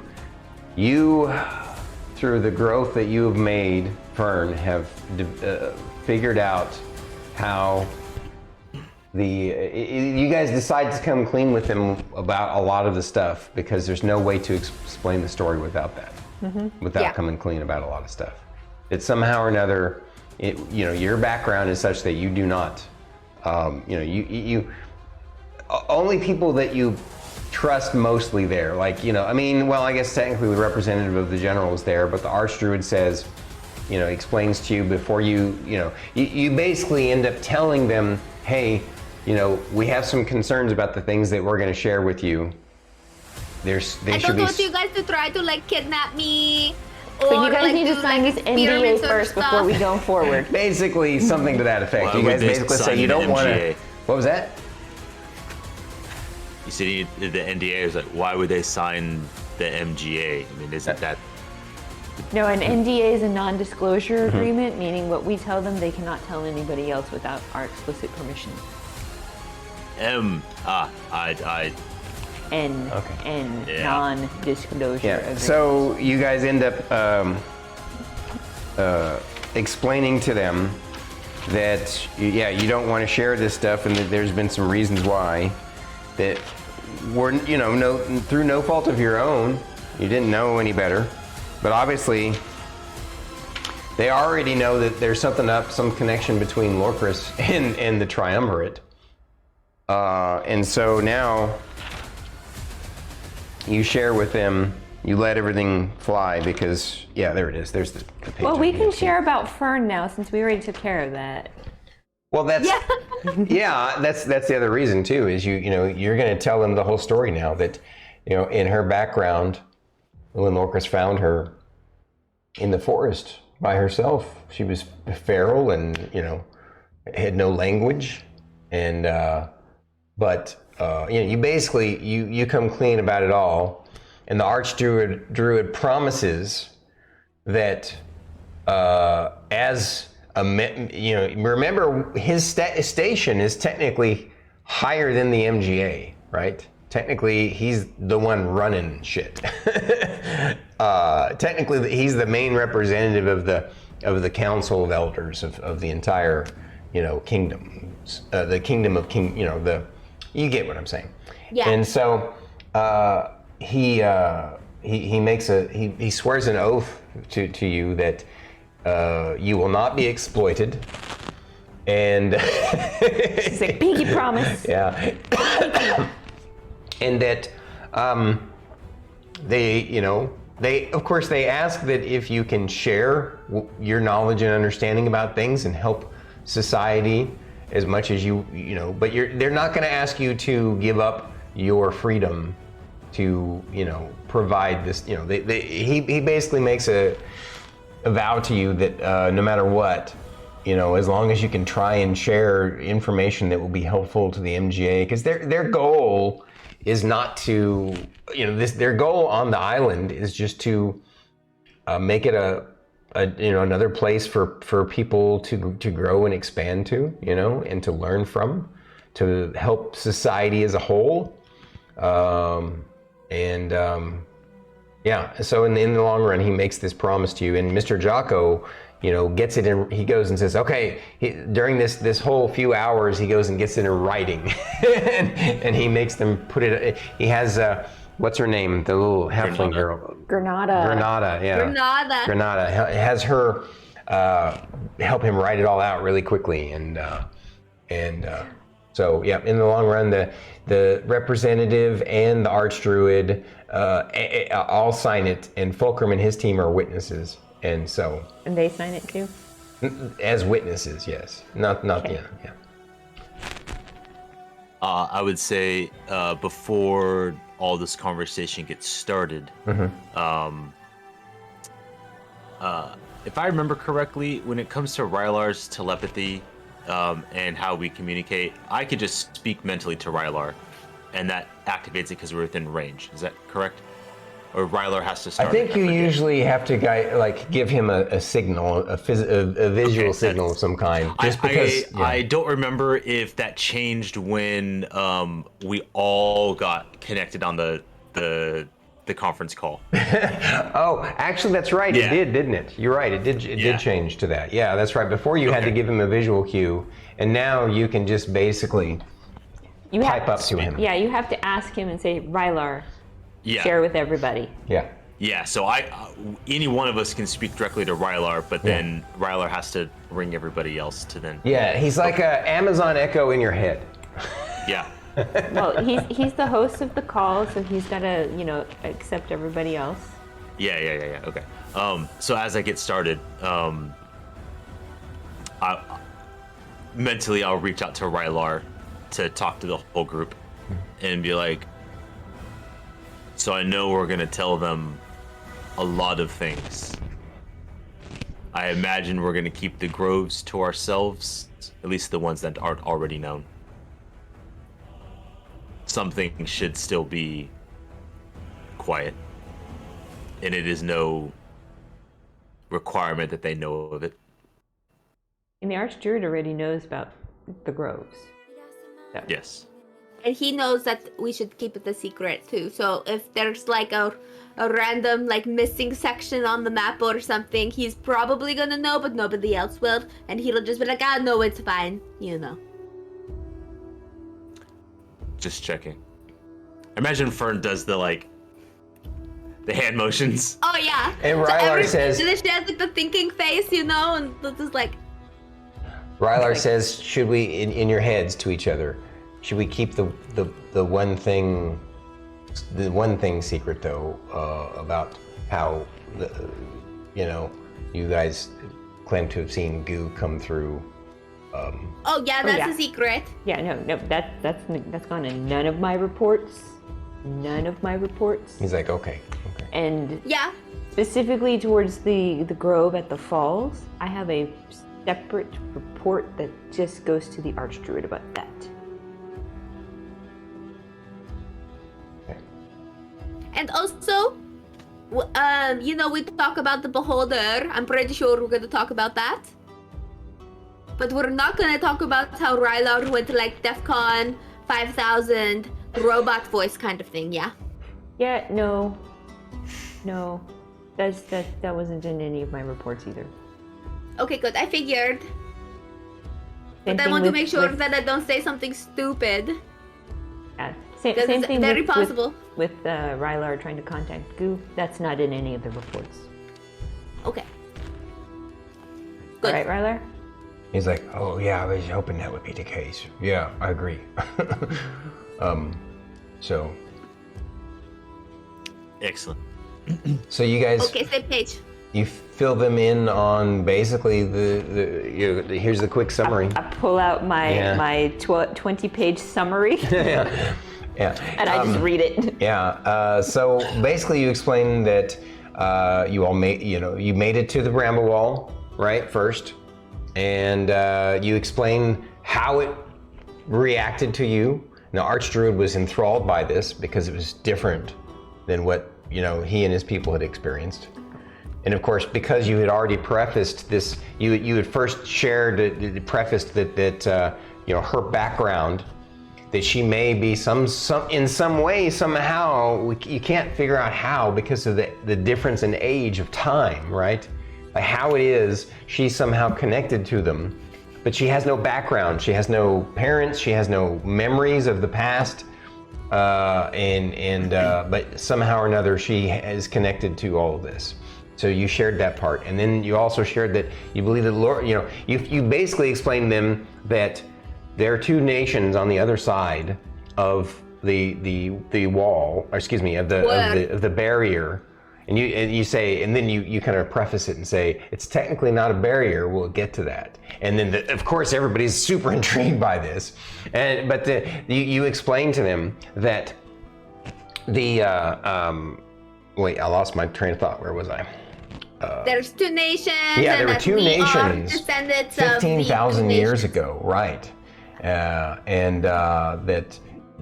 they apparently were they weren't large civilizations, but they were growing, and had developed impressive architectural technology. One was very focused on arcane magic, one was very focused on natural druidic magic, and they kind of lived in a relatively indifferent kind of peace. They weren't allies, but they weren't antagonists either. And they would do occasional trading with each other. And but it turns out that they were these wood elves that lived on in the frost cairn. Here, full map Ruins. scene. Yeah, full map scene. in the right Yep. Throskaren ruins. Frostcairn ruins, and then Or rather, what they understood as the Throskaren ruins. right. That's what they of course they explained that they those were names that their map maker, which was one of the Archdruid's party members and friends, gave them those names, and based upon just like his impression of seeing them from afar, from flying, the little bit that they could fly around and not be impeded by the barrier. And then of course there's the Gloomcrag Spire, which seems to be some sort of ancient keep with a different kind of architecture than the Ziggurat. And of course the Gloomwood itself. And they, but basically there are these two civilizations 15,000 years ago who relatively kind of left each other mostly alone, occasionally traded with each other. But then one day, a massive mountain, like the size of a cluster of other mountains, appeared out of nowhere in the center of this field in the north. And at the top of this mountain was this light that they all interpreted it to be something that was important to their civilization. And they were all drawn to it. Or at least this is what you could get from, the history written in glyphs and in pictographs and stuff from the Gloam Elves is what were called, and that somehow they were manipulated from the way they read it, from the way you guys interpreted and read it. It seems like they were trying to climb this mountain, and somehow or another the mountain would keep them from progressing unless they worked harder and developed newer technologies and would grow and evolve. And then eventually the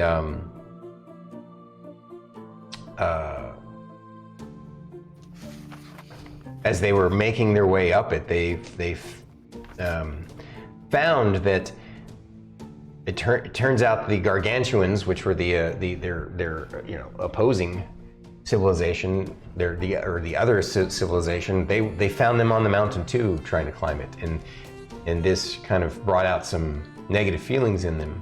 And then not long after that, some sort of shadow man appeared to the dreams of the elders of the tribes and convinced them in their dreams that the Gargantuans were not worthy to be on the mountains, and ultimately they needed to be.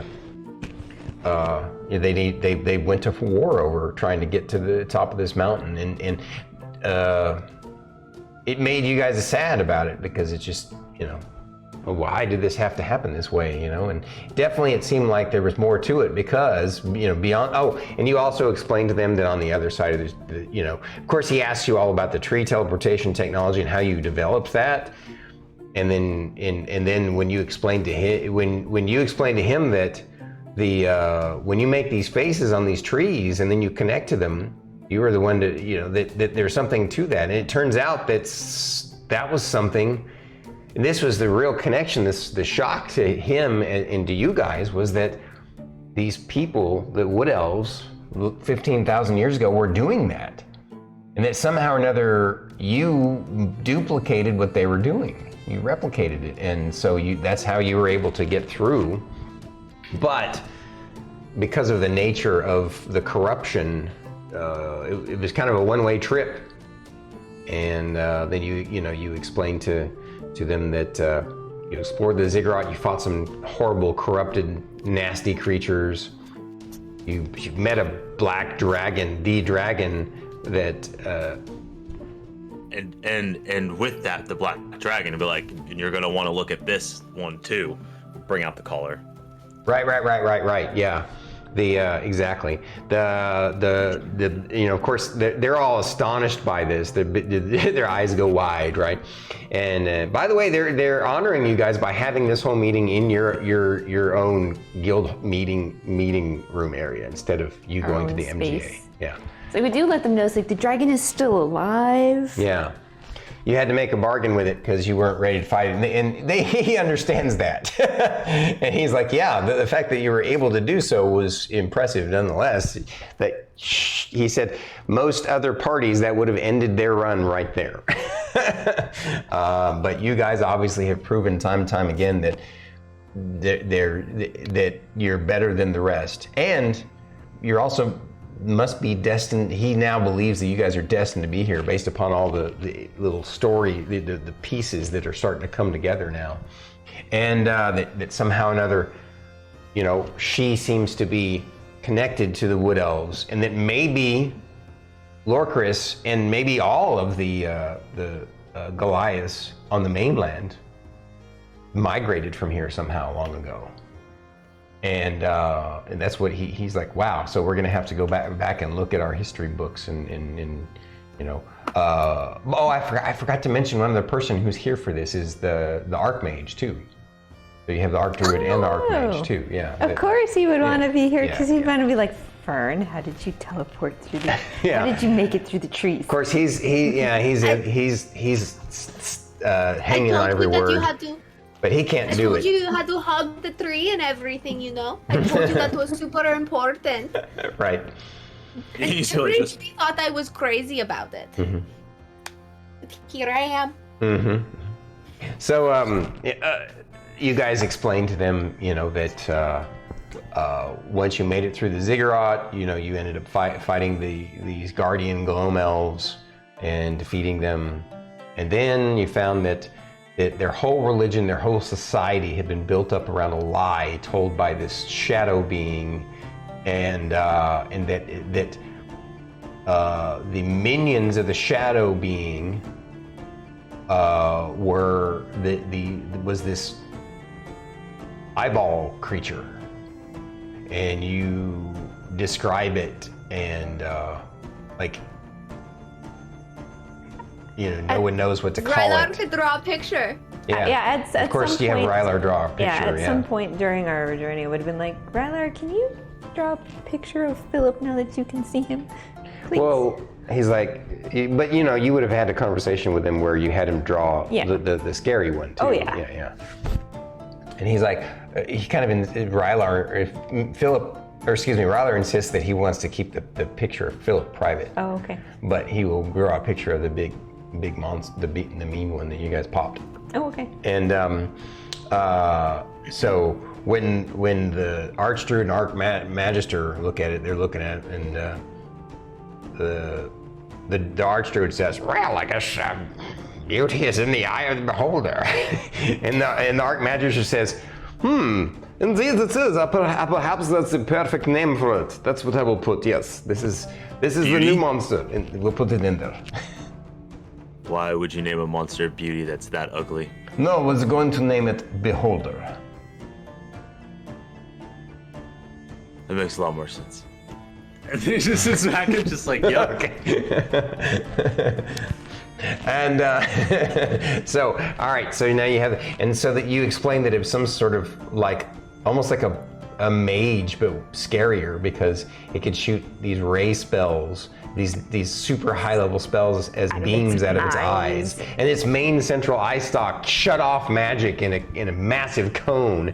And the Archmage was like, he was terrified by this, and the Druid too. I would imagine at some time after all of this, like Lorkris is talking to Sylvis, and is like got the whiteboard out and is doing the play-by-play. Like, this is how we did it. Just to like, you know, yeah. Zombie one too. What was that? There's a zombie one too. Oh, and right. There one. was a zombie one that apparently the other beholder had raised from the dead, like a necromancy. And they defeated it. And it turns out he was the quote unquote mastermind behind bringing the dragon, opening the portal to some other. That was another big revelation. There was that the portal literally was a thing to another world. That they brought that he had made some sort of bargain with a demigod to bring forth a humanoid army and a dragon pet, and that the miasma was leaking from that portal, but now it's shut because apparently somehow or another whatever his mission was is done, and which kind of made you guys nervous and scared, and so is the Archdruid and the Archmagister too, but so now where are we? So yeah, he had brought. Wow, I'm losing my throat here.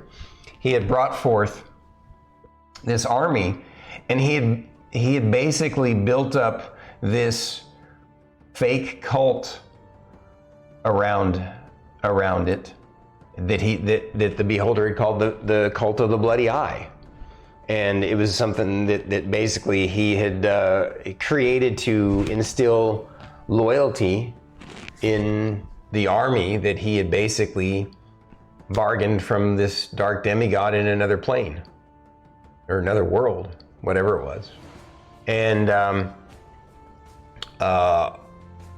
so of course the Archdruid and the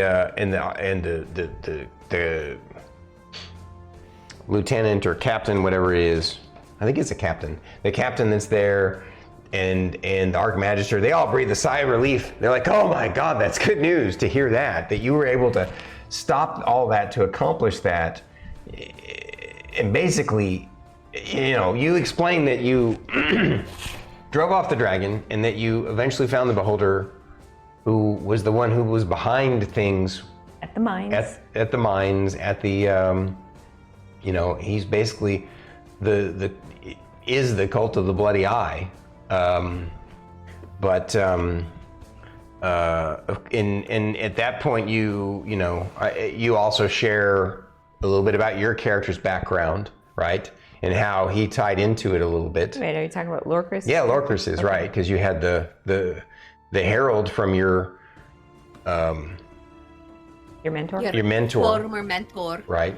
And so the Archmagister and the Archdruid, they kind of talk about it, and like, thinking about the history of it, and you remember you had come up with your own kind of ideas and theories about it, and so you shared these with them, and they're like, yeah, okay, and they actually know a bit more history than the average person, even Lady Solana, who was one of your mentors, right? And besides your mentor, and they think to themselves that maybe your theory is right, that maybe that religion and the religion of Melora, and maybe potentially some other religions have on the mainland have developed from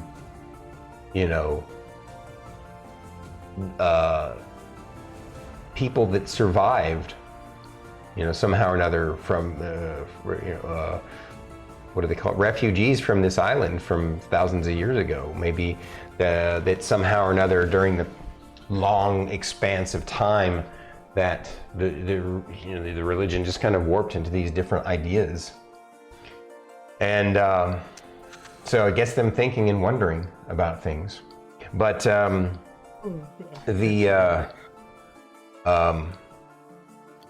were we at in the story now? So we exploded the Beholder, right. and then we had to talk to the lady who was dead. Right. And then we figured out stuff from her, and then I had to stick my hand in there to pull out the shard. So they ask you if they can inspect the shard, if that would be okay. I want it back. Of course, yeah. The Archdruid says it seems tied to you and your people, so of course. So I know, I pulled it out of my great grandmother's chest with my bare hand. And the Archmagister corrects you and says, no, you would probably need to add another 1,000 greats onto that for it to be. I know, but I decided to be nice for your time. It's quite a step forward. Because I would have. Just take it. You're making assumptions that that's the case, but you may be right. Like, I don't know how or why you would be a descendant of theirs, but it does seem to be maybe the case. So there's definitely something worth exploring. I mean, how else do you explain all the things you've been able to do, right? And so of course they say before they touch it, they detect magic on it, and they say, wow, it's radiating incredibly powerful magic, like artifact level magic. and which is what you guys had figured out from when you detected magic on it yourself too. And I know we didn't really discuss or role play it, but you guys would have done that after she ripped it out.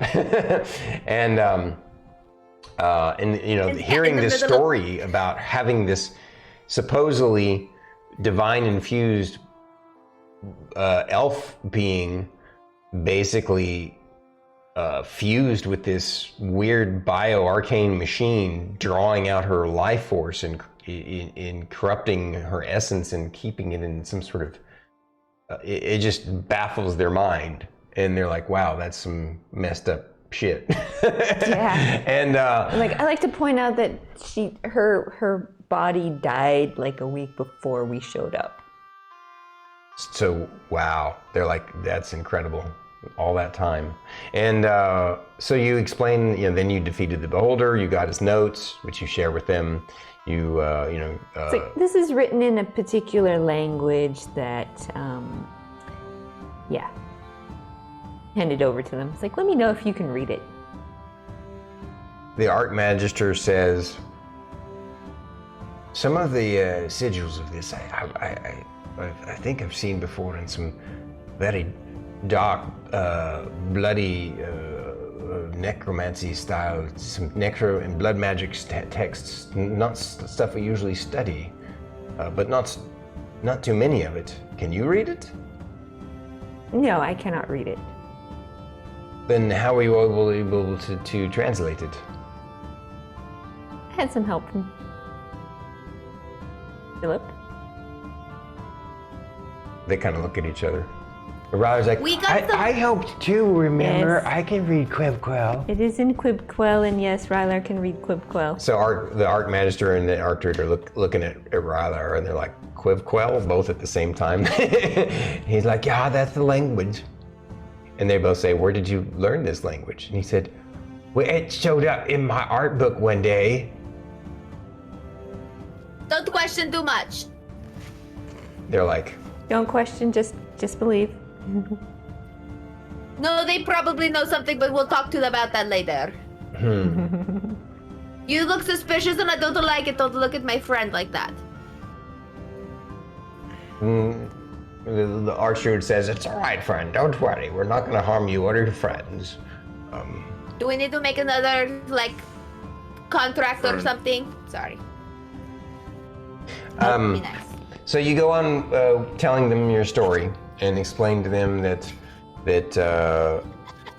you know how you I guess we already got to that point. So you got out of the ziggurat, you turned into birds and flew, and To the the Archdruid deep wood. was like, that was a good call. We made our way through the dark. He asked you, how woods. could you fly? There wasn't any problem flying inside the barrier? He was like, did you try flying to the top of the barrier to see where it No. reached? Okay. He's like, darn. And then, but so you go on with your story. You explain how you get to the deep wood. You go into the deep wood. Now, when you tell him the story about the giant caterpillar, do you explain that it's Chonkapillar? You do explain that? Yeah. Okay. Yeah. So And before we found Chonkapillar's like original form, we were like going to the wall and stuff, and we found this super ancient ziggurat there too. It is so cool. So they, of course, see Lorkris' reaction and her reaction. And Rylar's all like, he's snickering. He can't help it. He's not good at being sneaky. And you guys see, they don't see. You guys see Philip roll all of his eyes. It predicted how cool Miss Ray was from a million years ago. Roll me Anyways. a bluff check. That would be a deception check, Fern. Right, deception. +1. The fact that you have a +1 of that is 5. So both of them look at each other, and the Archdruid says, now, little friend, I've made vows to you and promises to protect you all. You're supposed to share with us the truth. What is this? This is obviously a subterfuge of some kind. I was just being silly. This was a very serious talk, and I just wanted to make a little joke. Okay. That's all. The Archmagister says, all right, I guess that's. I get so busy sometimes. I understand it's yeah, okay. It's going to just confuse everybody else. So, do one of you explain what? Then at that point, one of you, probably Miss Ray, would explain that she actually did. You guys made your way to the edge of. You cleared the bramblewood to the edge, and she did create what she said she did as a funny little joke. And they're like intrigued by this, and they like, were you able to get out? Yes. There? Not there, but. I mean, obviously you got out, but I mean, so you weren't able to get out there. That wasn't how you came home. No. So, you explained to them that at this point is where you explained to them that you figured out that the barrier is not. It acts like a barrier, and you decide telepathically amongst yourselves not to tell them that you came up with a clever way of getting through it. But instead, you explain to them that no matter what you did, what they call the barrier would not let you get through, despite the fact that the bramble wall was taken away in that spot. And so they say, oh, so there's something to that. And then they this baffles them because like, what kind of barrier, doesn't, like it goes a certain amount into the ground, and they're like, we could have gone under it. And then they think about it some more, and you explain it a little bit more, and they realize, okay, that the roots of the bramble wall went so deep that it would have been not feasible really to dig underneath the bramble wall. But obviously there were the tunnels that were underneath the Godaldothian mines that stretched across the chasm and under the chasm, and so those were viable things, but they were already had been started long ago, right?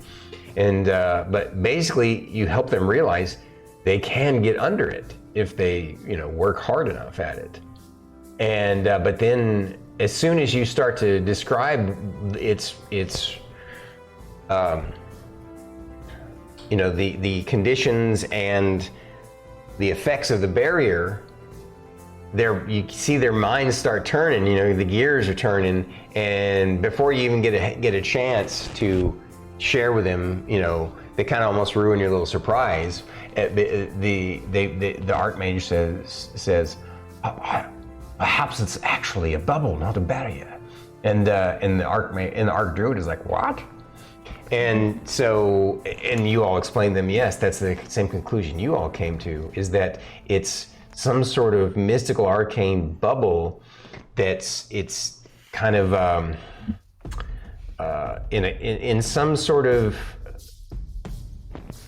incomprehensible way, it fills that space and pushes down like it's a membrane, and it literally is like a metaphysical bubble that, because of its cosmic and transcendental nature, it actually has presence in the physical world and affects it, almost as if like it's there to protect something. And so be very careful. Yeah, and of course this is where you explain to them about you'd already told them about the mountain and the light, and so they immediately begin theorizing that it has to do with whatever is in the light at the top of the mountain. And so yeah, they're super excited and intrigued by this, and of course they want to immediately put together an expedition to check it out, when the time is right. They're planning ahead in the future, not immediately. Because they after talking to each other a lot, the captain who's there, he wants to start sending teams up there, and he thinks the general will too, but then the Archmage and the Archdruid say, no, that's a bad idea. Right now, Lorkris and Fern have some sort of connection to this that is wrought in something that is like destiny is what they like they can't explain it other than using a word like that. like fate, right? And so they believe that the only way to extirpate that fate is to I'll see myself out. is for Fern and Lorkris No, I want to know. Don't leave. to follow it, and that if anybody else does, that it would likely end in failure. And then that's when they kind of segue into some of the stuff that's happened since you guys been gone. And that's one of them is the they're sad to Oh no. report that oh gosh, which team was that? Hang on a sec. Oh, Lone Riders. Yeah. So Yep. Lone Riders had completed their training and had their first mission to try and breach at a high altitude with the Wyverns No. into the barrier, which they now realize is a bubble, and it was not good. Basically,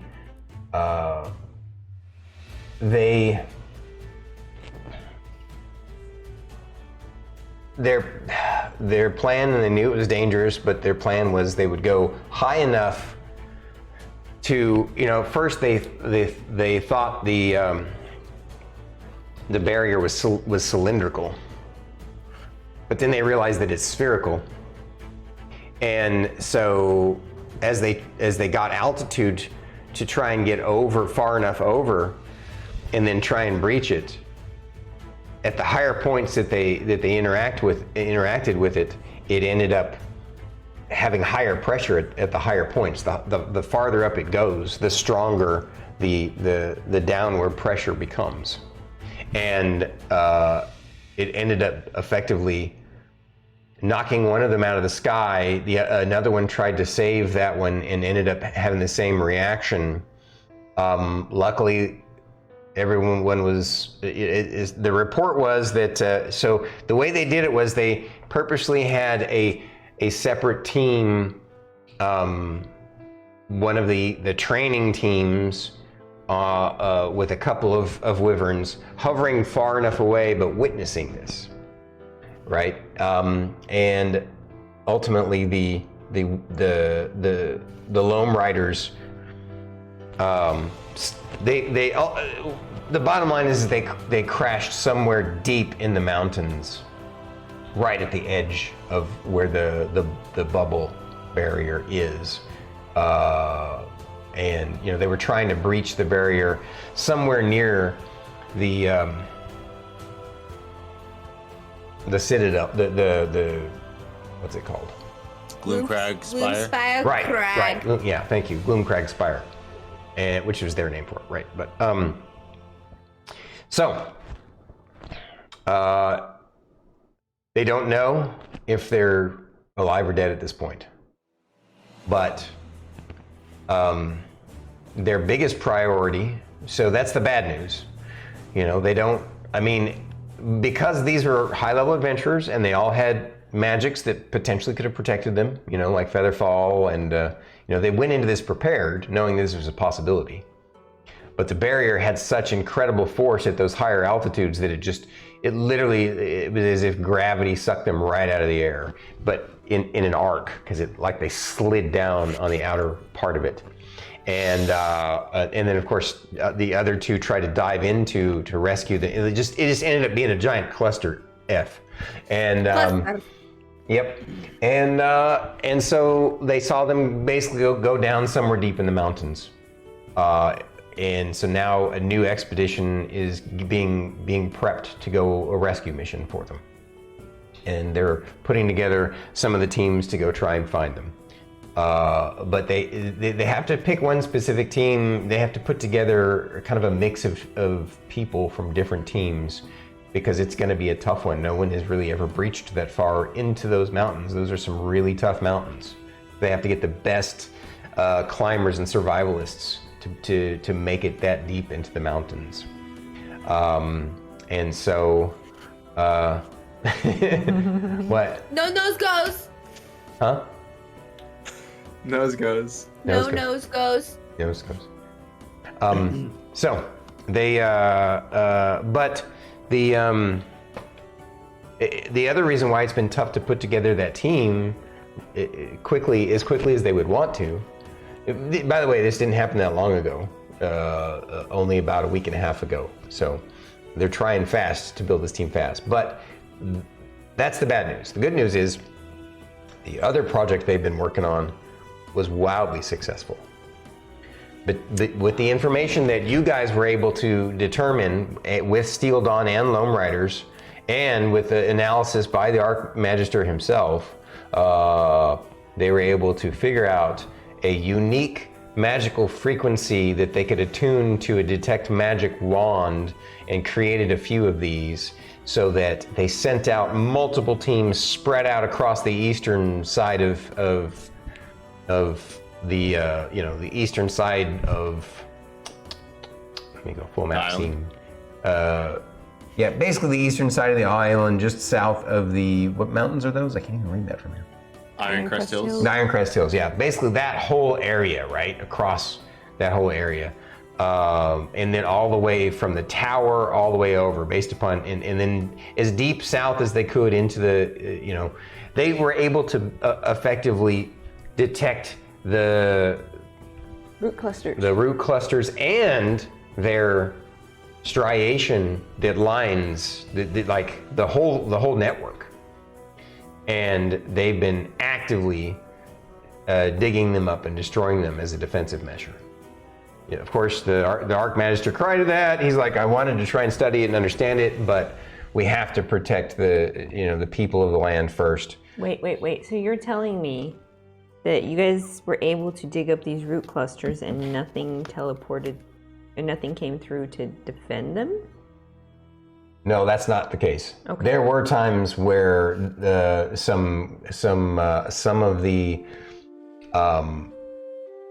groups that were some of the project heads, some of the teams that were set up that were doing this project, they were attacked a few times by platoons of undead, just like what you guys had faced. Lorkris becomes visibly uncomfortable and hearing that information. He's like, because he knows that they want him. He's like, it's kind of, he knows it's not his fault. Like, it's not his fault that happened, but he feels responsible because they didn't get what they wanted, and now they're following through with their threat. The captain sees this on you, and he reassures you and says, this isn't your fault. This is, and honestly, in a way, if this weren't the case, we wouldn't have known this. And they could have invaded us and we would have never known.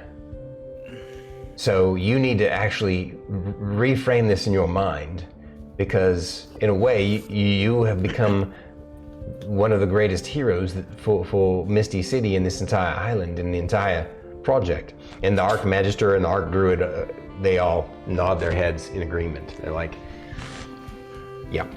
What you did without even intending to was light a fire up the butt of the MGA, and they to find these things and stop them, and because they were able to do that, they were able to take out 3 platoons of undead soldiers.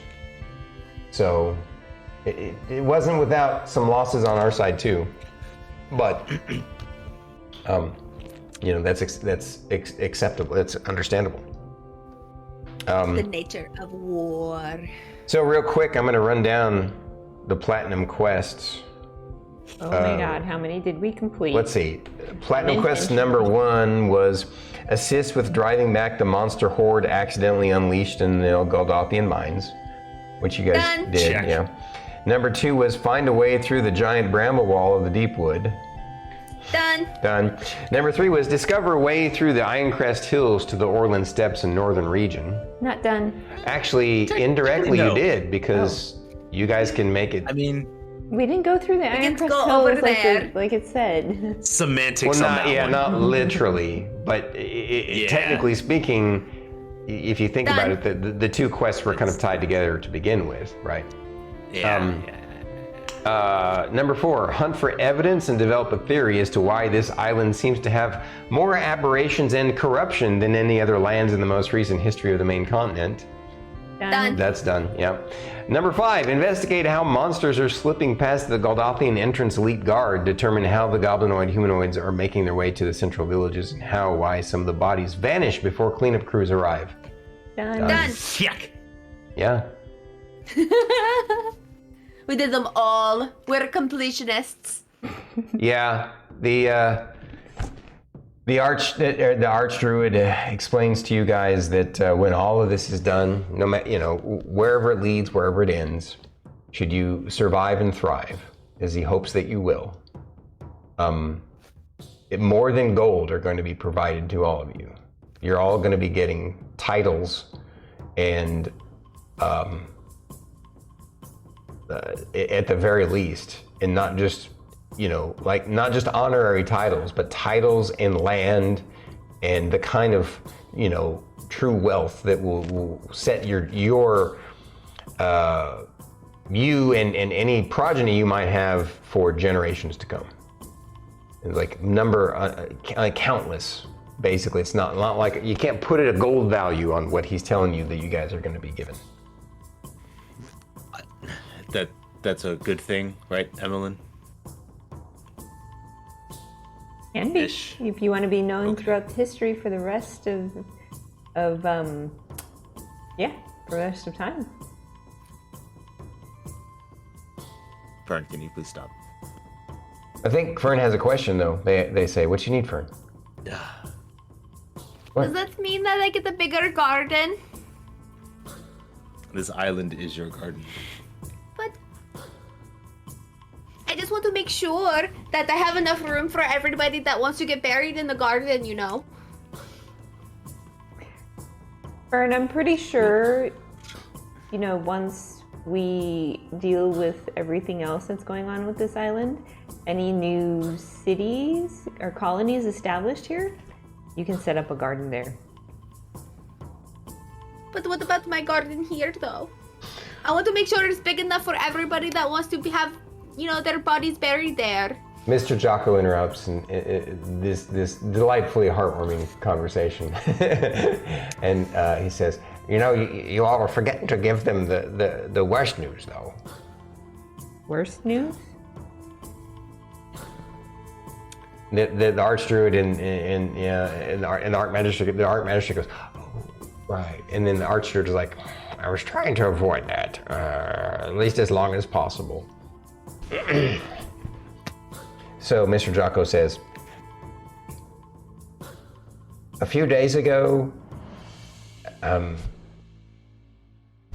after the most recent full moon, Guar ran away. He's escaped from the hospice, from the research facility. And of course, Jericho immediately set out after him. Which way did they go? I don't know. I don't know the details. I don't know the details of that. Well, the archer says, "I'll get you the details of that." I need that report now. So, supposedly Mr. Jericho, they explain that Mr. Jericho, before he left to try and catch up with Guar, he shared that basically during the full moon phase, Guar had a relapse. That he had been adjusting very well and doing very well. He'd learned to master a lot of his abilities and master his shape changing and master his kind of feral nature. But he had there was some it was like there was some sort of discomfort and disquiet in him that hit him recently, really close to the full moon phase, and Jericho basically had shared that he was keeping an eye on him and everything and trying to be careful, but something happened. He had a relapse, and Guar felt, he ended up harming Guar ended up harming one of the nurses there, one of the research nurses there that he really likes, and Guar felt really bad about it, and so he ran off, and so. How long ago was this? This was 3 days ago. Telepathically? When they left. What? Telepathically? So, Telepathically, Fern is gonna reach out to Rylar, be like, put this all on. They're probably at the grove. Or he ran to the mines. Or he ran to the mines, but he's probably went to the grove first. Oh, believe we're gonna me, look for him. as soon as we're done here, I'm be like, Fern, we're going after Guar. So on that note, Archdude says, yes, I know that's important to you, and I agree that's going to be your first priority, regardless of whether I or MGA wanted anything else. And so, You know us very well, don't you? yes, of course. Well, if you could at least, when you get set off to take care of this, and we will discuss, since you and all I know have some specific secret information about this that even the Archmagister here and the captain don't know about. And the Archmagister says, I still can't believe you all keep those kinds of secrets from me. But and the Archdruid says, oh, come on now, don't worry about it. It's not really anything that would matter to you. Just believe me on that. He's like, all right. And so the Archdruid says, so we've been thinking about this. If you can just give us a little bit of time. I mean, I know you're probably going to want to set off right away, but we want to come up with a plan for you. If you can give us a day before you run off. Jericho was hot on his tail, hot on his heels. Nobody can hunt and find something in this land as well as Jericho. I dare say not even as well as, I think he would be even better at tracking Guar than you all would be. And he has a special connection to Guar. And if you're right, as I suspect, he's going to somewhere that we are aware of. I believe the same thing, based upon what I know of him and you all. So, Has anybody tried scrying on them? I didn't hear what you said out of character. Has anybody tried to scry on them?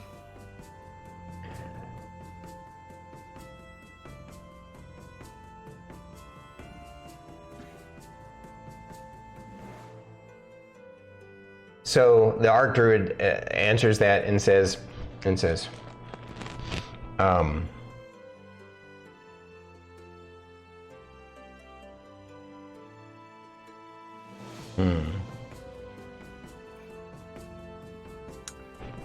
He says,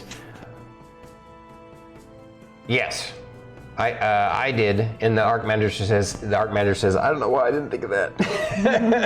And the Archdruid says, that's why I think it'll be okay if you all give me an extra day to come up with a good plan of what. Now, we have to process all this incredible information that you all brought to us. I think a day is a bare minimum to be able to come up with a good plan for you all, because it could mean everything to the island, the survival of everyone here. We need to try and understand what's next, but obviously you all seem to be the only ones able to get over. I mean, now with your tree teleportation technology, you can take more of us through, but I still feel, and I know the Archmagister will probably disagree with me on this, but I still feel that we need to have you all take point on this to explore the other parts of the island, especially now that you've told me the story. If Lorkris's people are connected to him in some way too, then maybe only you all can solve whatever has cursed the land to the north. The light. The Shadow Man.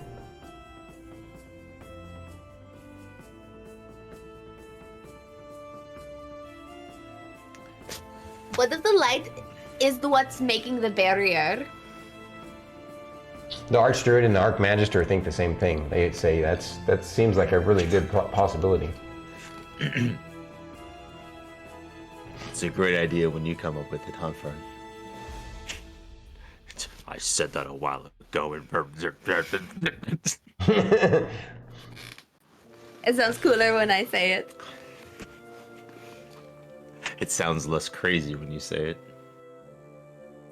No, it sounds less crazy when you say it. Because But again, we need most to... people don't.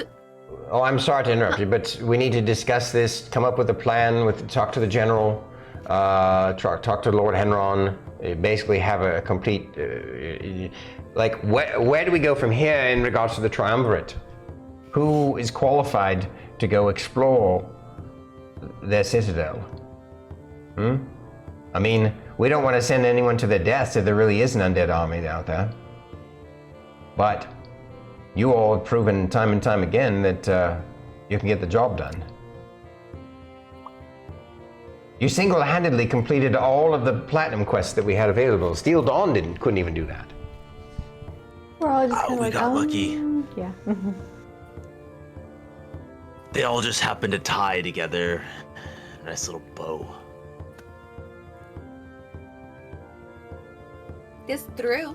And after it is that whole look, I'm just like, and I'm gonna be quiet now.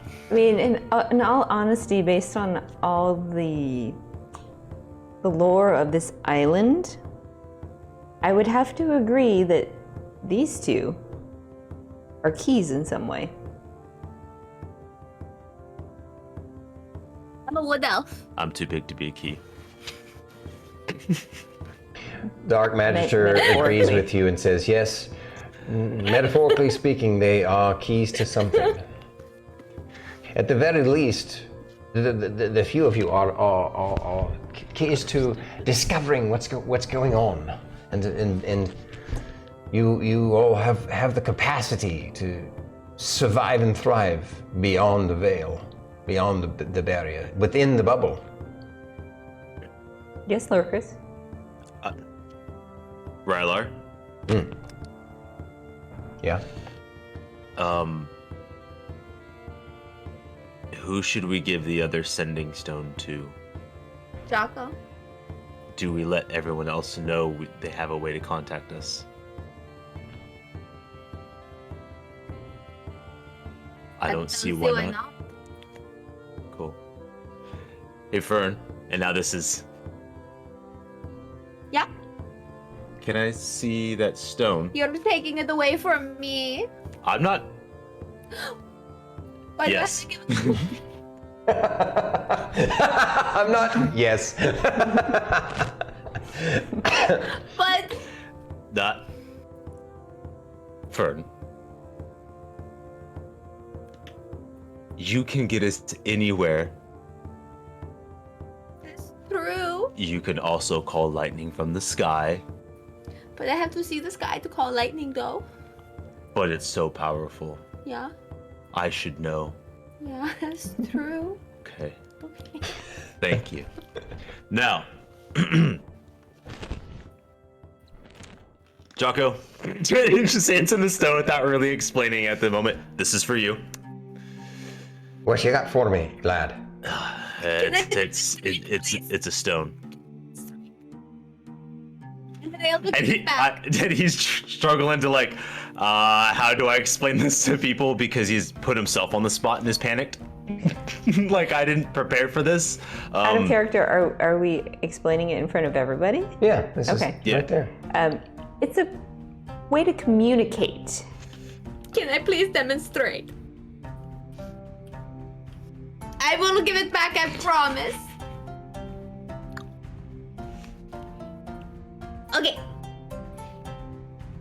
And she's gonna turn around and whisper into the rock. Jocko, can you hear me? This is So, Fern.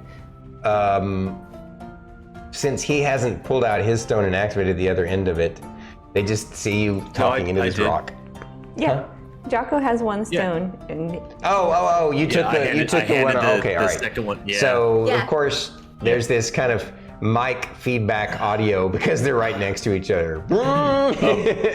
Wait, Fern, go stand Come with me. outside. No, everyone stops you. We get it. That was good enough. So you found some stones that allow you to cast sending, Yes. but permanently. Yes.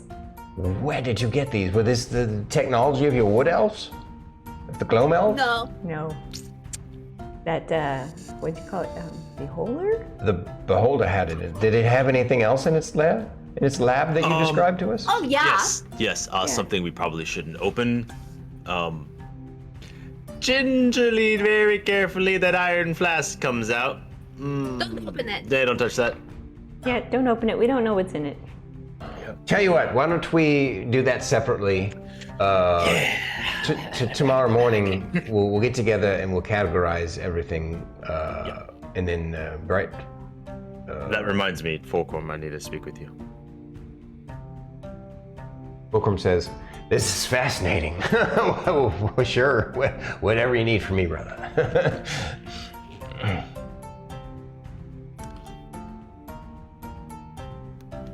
And the Arch Magister, the Arch Druid says, "No, let's just do it now. It's fine. It's fine. We'll get it done. That way we won't have to worry about it tomorrow. We can spend time with the General Lord Hedron and make the plans and present it to them quickly. Come on. Let's do it. Make it happen." So yeah, And we don't- just dump everything out on the table. All right, so you guys From dump the bag everything of out. holdings You would and have, your everything. character is detailed as she would. Yeah, She would I'm already like, had an here's a inventory of list. them. Yeah. Yeah, and I got so it. you guys figured out which items you're going to keep and which items you're Yep. going to give. Did anyone ever Yep. actually use the Tome of Leadership and Influence on the trip? yes, I You did. did? Okay, Yep. I just want to make sure that it was done. Yes, that is why I have a charisma of 24 now. And then the Quiver of the Gloam Elves. I don't remember, Emillynn, if you kept that or not. I don't have anybody's name written next to it. The Quiver of the Gloam Okay. Elite. Yep. Or the yeah.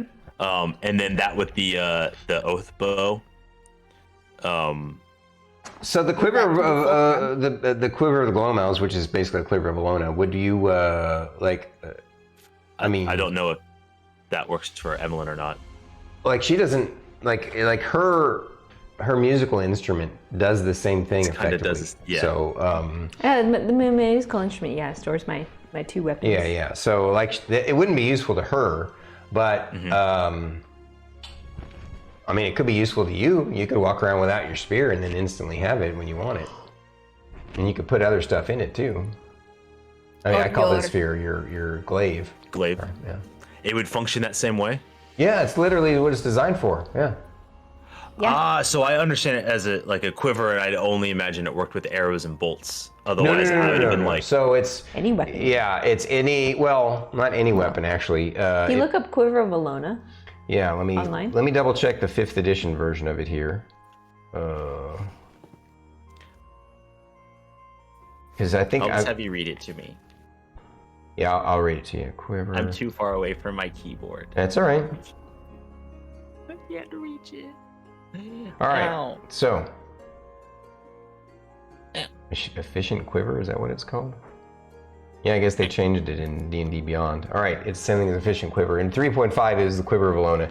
Each of the quiver's 3 compartments connects to an extra dimensional space that allows the quiver to hold numerous items while never weighing more than 2 pounds. The shortest compartment can hold up to 60 arrows, bolts, or similar objects.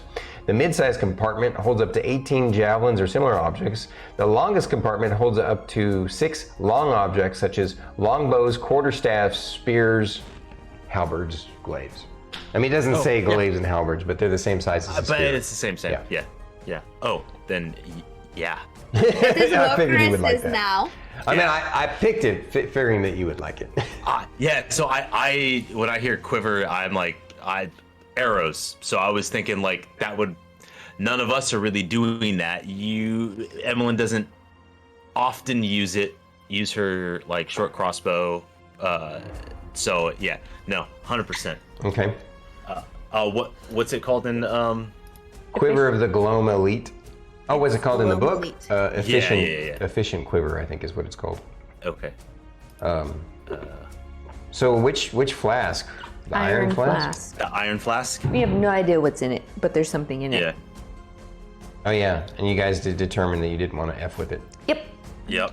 And then But were you going to keep the elixir of health and or Oh, yeah, the the- potion of vitality? I have the Yeah. potion of vitality, and Rylar has the elixir of health.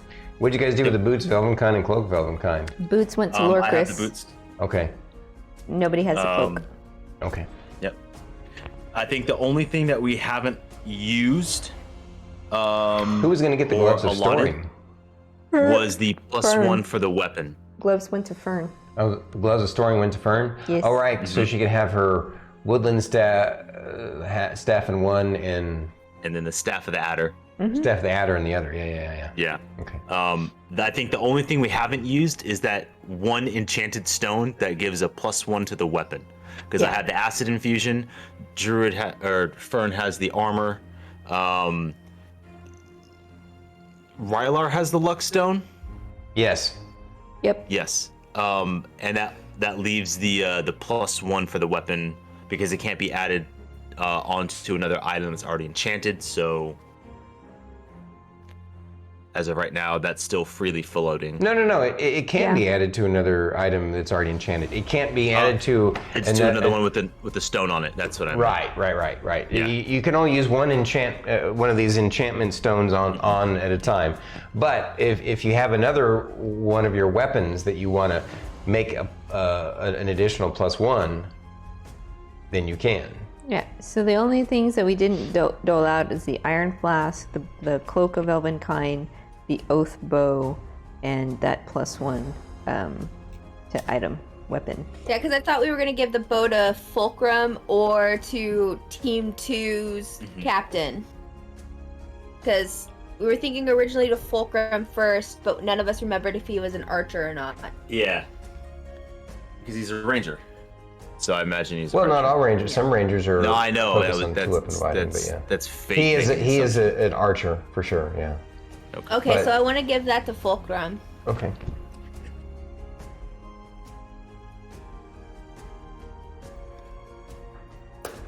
Oh, So Quiver. Oh, by the way, Quiver of Alona is also in 5e. Oh, okay. I don't know why. Anyway, cool. It's the same item. Yeah. So, all right, where were we? So you basically tell them the story. They tell you what's been going on here. It's awesome that they've been successful. Steel Dawn has been super busy coordinating all of the teams to take out the root clusters, the teleportation clusters, right? And so they've been out busy in the field. Of course, what happened to Loam Riders is kind of crappy, but then what else? The bad news about Guar. It's not good. They do know that you're going to want to go after him and help him. And the Archdruid ends up taking you aside and letting you guys know, hey, whatever you guys decide to do with him going forward, he will make sure the MGA respects. Even if, that means that it might be, you might have to come up with another solution. He might, I don't know, whatever you guys think is best. So, talk it over with Jericho when you can find him. He explains to you that yes, he's scryed on them. Again, so he took you aside. Are we in a from this one-on-one meeting This with is the Archdruid? This is later, but yeah, why were you wanting to talk to I'm him gonna be specifically like- about something? Here's my report about the grove that we cleared.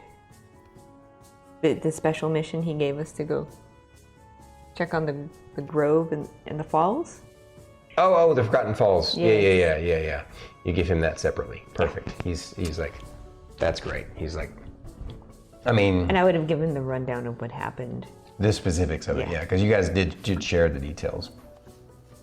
Or not the details, but the, yeah. All right, so you also, do you share with them the locations of all your fancy face trees? Oh yeah. Okay. I tell him, and what the faces are. Do you on tell them. him? Do you tell him about the location of all your little mini ziggurats? Now that the joke has been spoiled? Yeah. Okay, all right. I'm just gonna look at But the I arch still... druid before we I leave. want there to be a secret... Mr. Archdruid, Mm-hmm. can we, as a part of like an initiation for like, you know, new up and coming quests, could one of them be a joke quest to figure out who is the one that is making the ziggurats? And when they figure out it's me, we go, haha, good job! Here's a gold. Well, Or let's platinum. imagine most solve the people- bigger issues first. Perhaps in the future that could be Yeah, and useful besides for training purposes. Listen, Fern. hold on, wait, can I say it really quick? I know that we have a lot more important things to do, but you have to plant a seed and let it germinate first. You know, I understand it's going to take some time, but I had to plant the seed first, though. Well, So- I suppose it could be a training mechanism of some kind. We'll think about it. Anyways, what are you gonna say?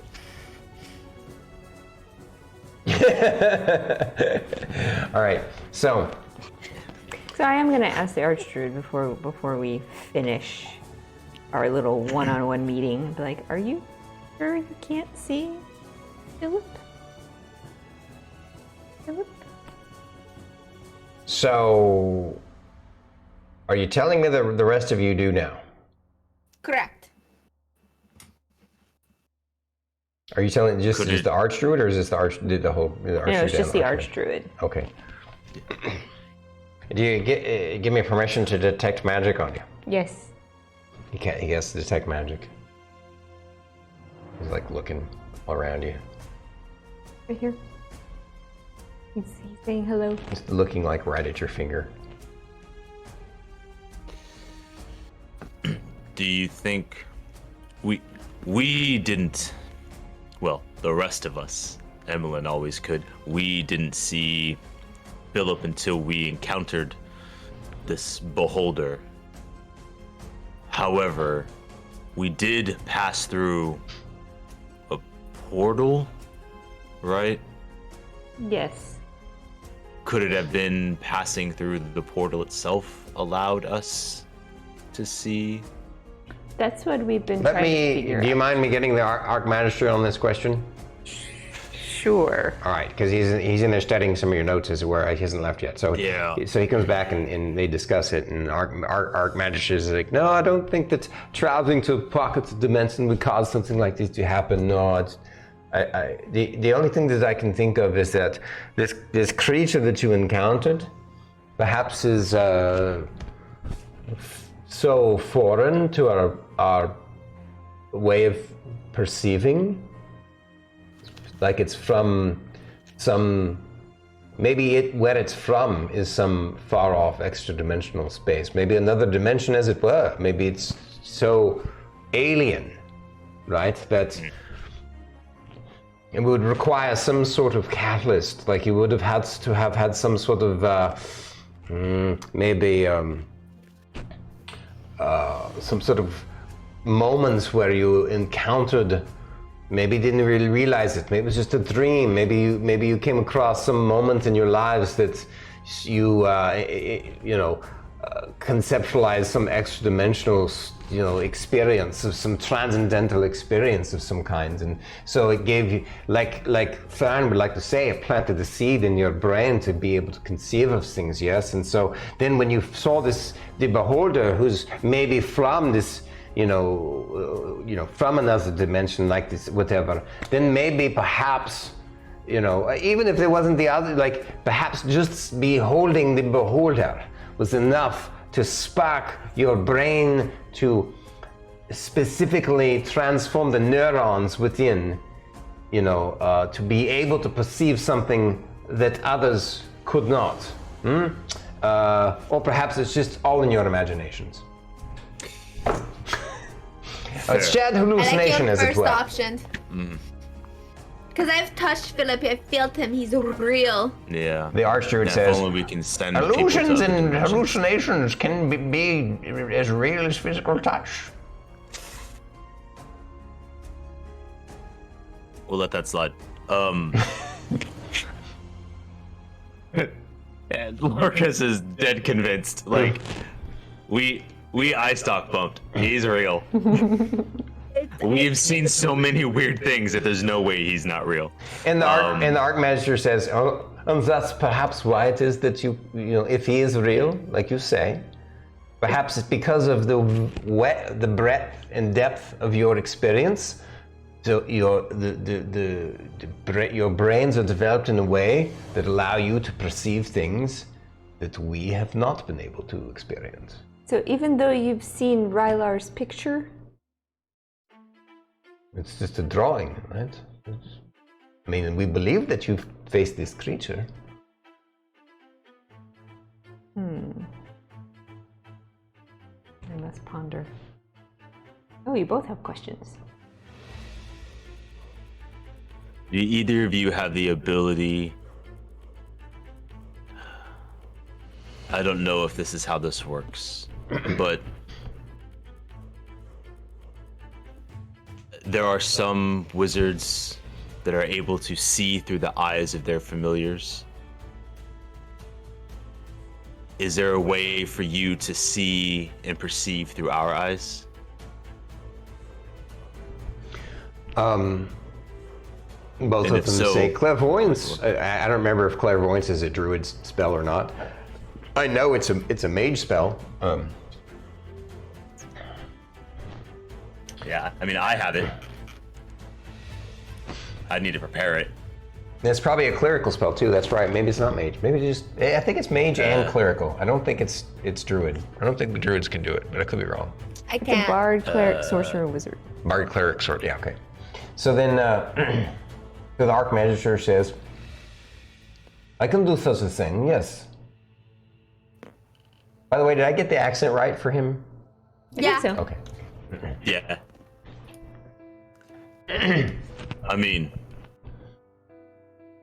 if you're willing to try. What do you mean? You want me to? So does clairvoyance say you can look through somebody else's, or only through? I think it's only through a magical sensor, technically. Right. Technically. I'm reading the spell. You're reading it. Is it that version? Mm-hmm. Okay. No, not clairvoyance. I mean, I don't know what else you're thinking of then. Like True there's No, true sight just lets him see anything. So the Archmagister, he says, let's get my gem out. He gets out a gem of true sight. Is hovering and watching her. I see nothing. Isn't there a spell that and I could be as players of Fate, isn't there a spell you're able to like touch somebody and see and hear through their senses? Like Called you have to pick one of the clairvoyance, two. yeah. Is that clairvoyance? Yeah. Wow, true sight. You're supposed to see invisible creatures and objects, automatically detect visual illusions. Yeah. And Yeah, okay. couldn't see Philip through a gem of true sight either. What are you? I have a question. Okay. Yes, Fern. Never mind. How does it feel to have the weight of the world rest on potentially 4 crazy people that are sharing a hallucination, according to you guys?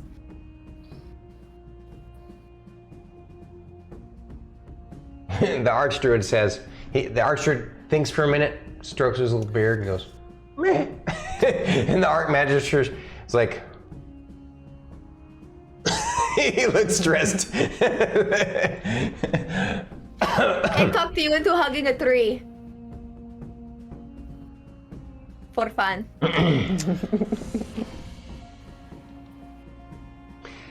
And so the Archdruid says to the Archmagister, now, don't you worry. Perhaps it's they're because of their relative. I don't believe crazy or insane is the right word. I think their orthodox nature is the reason why they are able to succeed where others We don't. Even people like you and I all fool. And the Archmage says, yes. I mean, we've seen many strange things over the years. Well, it'll be great to see where this goes.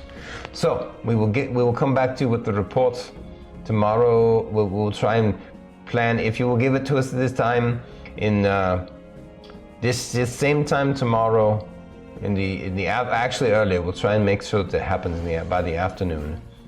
We'll come to you with a plan of what to do, what we believe would be a good course of action. Obviously, at this point, you have gone off script far, far beyond what we expected. So, and you have learned more in a few weeks than we have in years on this island.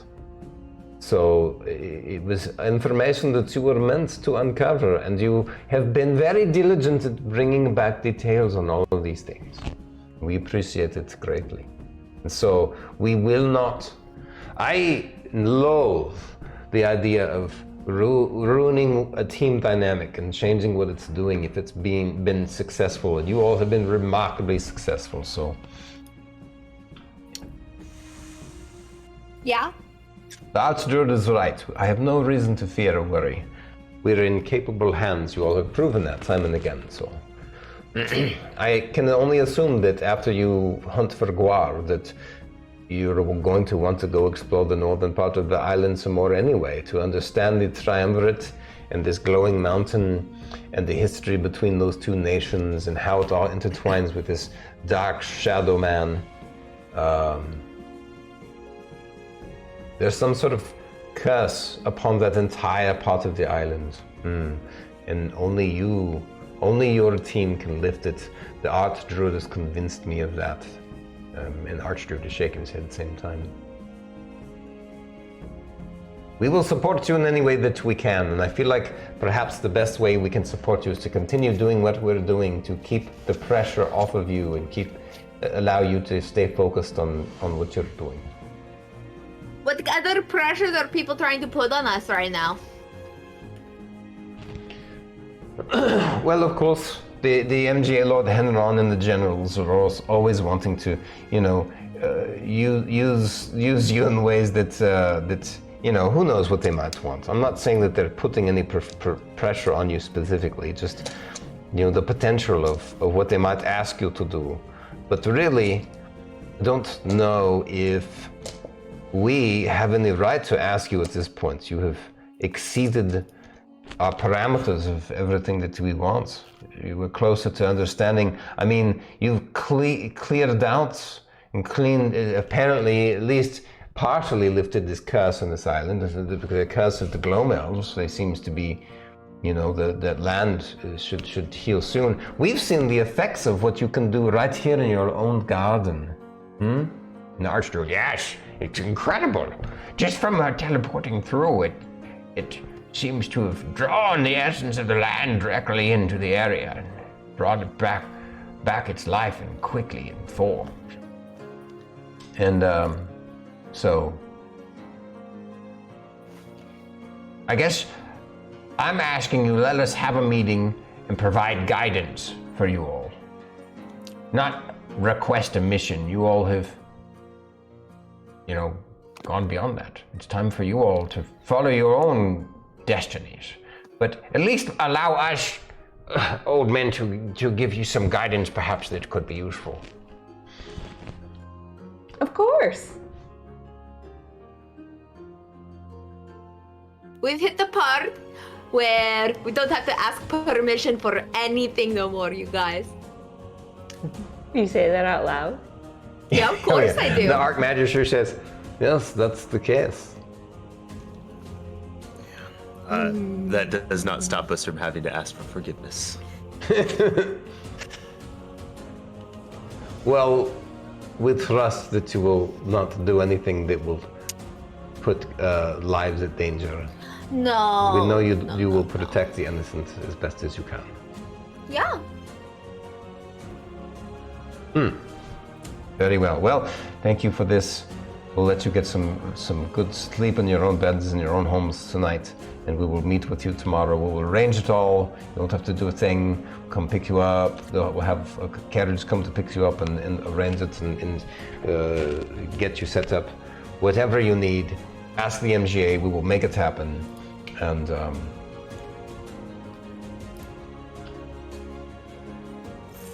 whatever you need to do for yourselves, do next.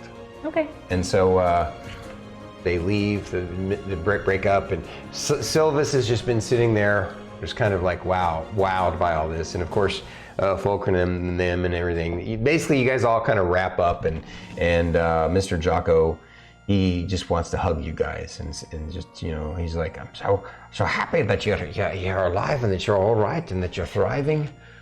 I was so worried about you being gone so long. Mr. Jocko. I imagine wealth is not much of an issue, but we have so much for you. Literally, I have to empty my bag.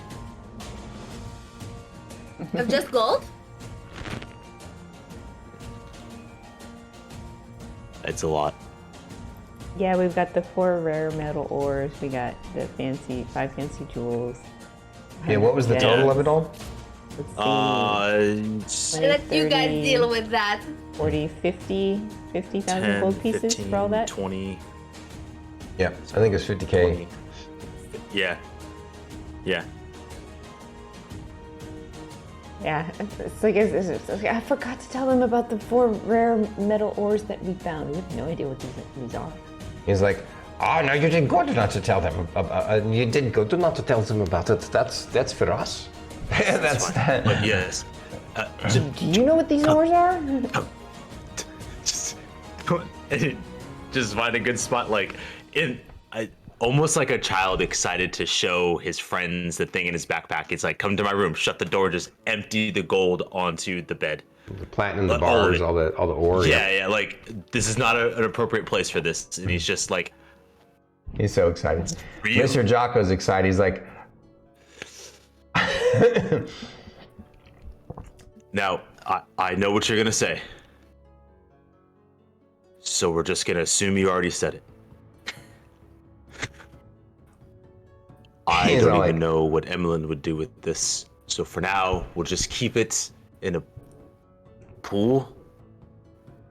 Probably a below ground pool, not an above ground. Whatever. We'll keep it safe here. And if you need it, take it. Are you just talking to Mr. Jocko on your own? Okay. So eventually, I guess they work out where he's gonna stash it in his little vault or whatever, little safe that he might have, and then they come out of the room and make it a good box. He's like, I have my own bag of holding that I'll put it inside the vault, or inside the safe that he has. So, okay. They come out of the room and. So after all this, I'm gonna be like, team, we're gonna have a meeting up in my room. Okay. Up in my room, a soundproof room. Yeah. Yeah. Just grabs him. Yeah. Okay. Okay. All right. All right. So all this is done. You've had your reports done. You've had this big talk with all of them. Tomorrow you're gonna put the MGA will be at your disposal for you to put your own expedition together to go find Guar and then figure out what you're going to do next and explore the northern part of the island, explore your heritage, explore whatever the continuing mysteries. Like, that's really your only goal now. That's the only thing the MGA wants you to do, and they know you want to do it. So they're on board supporting you 100%. So once we make our way up to my room, I'm gonna put up my practicing sign that says, don't enter. You're gonna scare the crap out of me because I can't hear you knocking. Right. All right. I told Jocko about all the gold. Thank you for sharing, but that's not what we're here for. Okay, he's keeping it safe. I figured as much. Okay. Rylar. Mm-hmm. I would like you to use this room to see if you can contact Goo. Because I can't think of anywhere else that you could do it other than maybe if we make it to the Grove, but if Guar and Jericho are there, that's going to be hard. So, since my room is soundproof, I would like for you to try. He's all like, okay, if you guys are ready for it. That meeting, by the way, was crazy. I was just like, whirlwind. I couldn't even pay attention to all. You guys did tell the story so well. I hope I helped a little bit with some of the stories that I told. Oh, yes. Yeah, Yes, you were very you did so helpful. good. All right, so Yeah. I guess we'll see if this works. I'm going to do my own ritual. If you guys want to help, maybe it'll go better. Last time I thought about that as I was doing it, you know. If you guys will help, we can like be in the ritual together. Yes, I would Okay. love to. So, you guys actually can help him do the ritual. Normally, I think it took him how long before? An hour. So, with each of you helping, you reduce the time by 15 minutes. So, effectively turning it into a 15-minute ritual. Or reduced it to 15 minutes, not by 15 Well, minutes. by 15 minutes each, but there's 3 of you added, so Got it. right? No, yeah, I think it my was math like- checks out. Doesn't that bring it down to 15 minutes? Yeah. Yeah. Yeah. Yeah. I was like, 45 minutes versus an hour. I mean, I could wait an extra 15 minutes. Like, yeah. No, I got you. It brings it. So, here's what's I'm gonna describe this to you. This is gonna be the beginning of your interaction of this, what you've asked Rylar to do. But this is gonna be the cliffhanger moment of this episode, because after I describe the initial contact, that's where we'll stop for the night, and then do it next week. So, So I guess it's a good thing I'm like, I have a soundproof room. We can do this in the soundproof room. yes, I'm glad you thought of it. I was hoping you would think of it. So,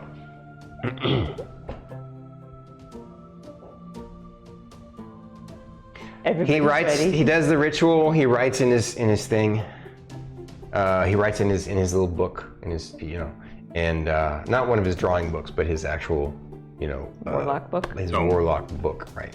Oh, book. And he does this weird kind of creepy ritual. He draws symbols. And you see him, he takes a charcoal and he draws symbols on himself. You didn't see his ritual before. He wanted it to be really private, and so, but he lets you guys in on it. And somehow or another, I guess using prestidigitation, he'd washed all that off of him before, so you guys never knew.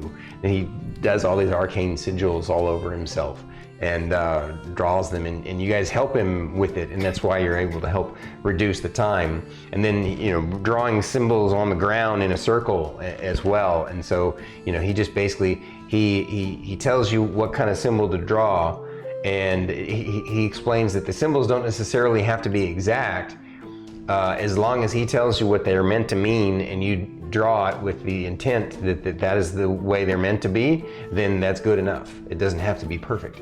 And you're like, wow, that's so kind of weird and random and chaotic, but also ordered at the same time. And there's this ring and, like all these arcane sigils and symbols within it. And then he starts talking in that weird language that you heard the beholder talking in. Quibquel. Yeah, and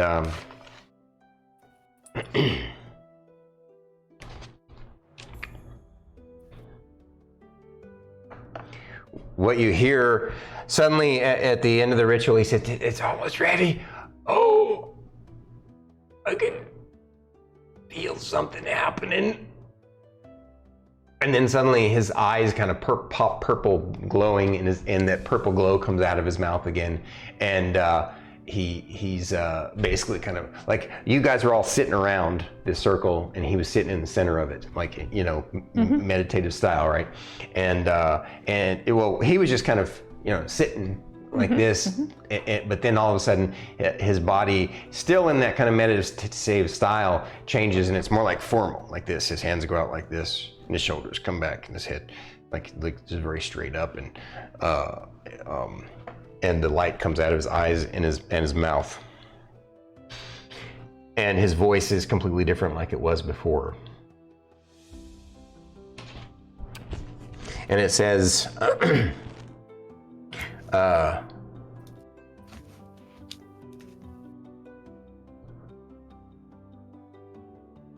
actually, before we get to that, you guys would have asked him to write in his book that you want to contact Goo and ask him questions, and that you've gotten far away from The bubble. And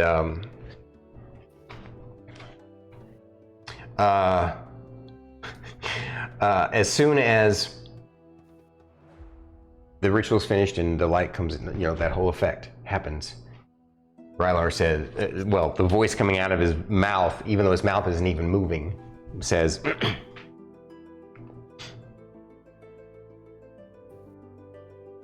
think for a second, it says,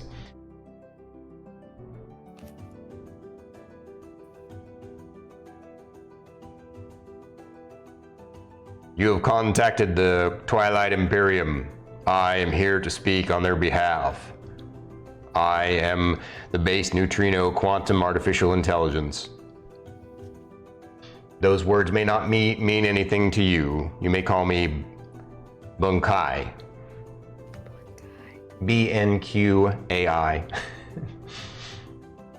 As in base neutrino quantum artificial intelligence. I thought that was like a mashup of Bunny and Kaik. Bunkai. No, Bleach. Well, I went beach too. Oh, Bleach. Anyway. Oh, I love that. Yeah, that for anime. Bunkai. Yeah. Yeah, this is BNQAI. Bunkai.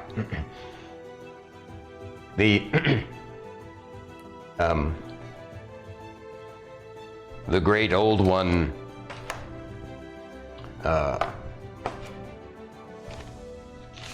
is preoccupied at this time, but as a representative of the Twilight Imperium and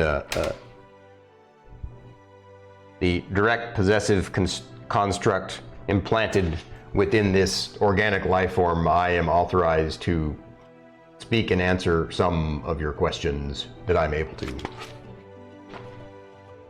And that's where we'll stop. Wait. Repeat that last part? Repeat the last part? Yeah. Thanks a lot. Sorry. I didn't write this one down. I was just going off the cuff in my head. So what I just want to know, what did he call Rylar, his body? He said he's the Bankai that's part of this. Is he? So he calls himself the base neutrino quantum artificial intelligence, but you can call him Bunkai for short, because those words will be meaningless to you. And then I'll say this: he says the words are meaningless to you because that kind of technology has not developed in your universe yet, as your universe developed through mystical means instead of technological means. Don't worry about the vocabulary of this other information. You may call me Bunkai. And then he says that he is the implanted substrate construct within the organic structure you call Rylar. Okay.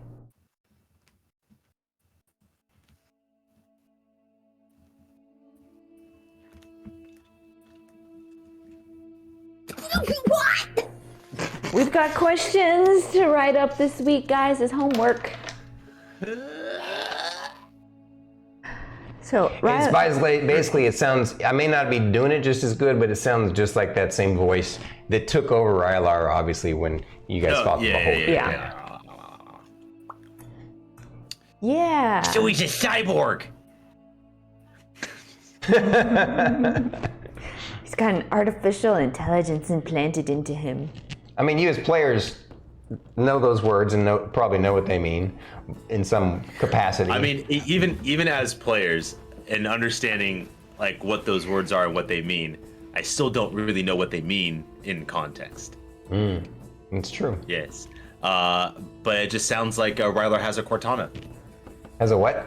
A Cortana? Cortana. A Siri Siri, yeah. and Alexa. Yeah. But it seems to be it seems to be implanted in him somehow, or possessing him, or both. Something. I mean, that's the way it described itself. It's Elon Musk's Neuralink. No. No wonder he can talk to all of us at once. That. Goodness. We got. Holy crap! Oh wow. Alrighty, I pulled up chat. Yeah. I did too. Golden Drake, you're welcome. Golden Drake is here. Hello, Golden Drake. Thank you. Overlord Emillynn, welcome. Overlord Chameleon, yes. Oh, yeah. Our Overlord Chameleon, I party love the is name. rich as fuck, and nobody cares about it. Say again? What? Our party is super rich, and none of us care about it. Exactly. Yeah.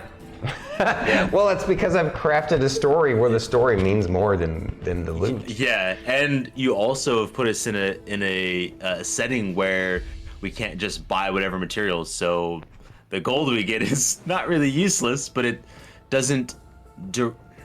Yeah, we're like put it back It into helps the us. guild. It Put it does. back into the They guild. just reinvested in the guild and supporting But Jocko. but it gives us so many other different perks. It's not like just buying gear and items and to Right. overpower. Like that gold in verse goes towards things to benefit us on a greater scale.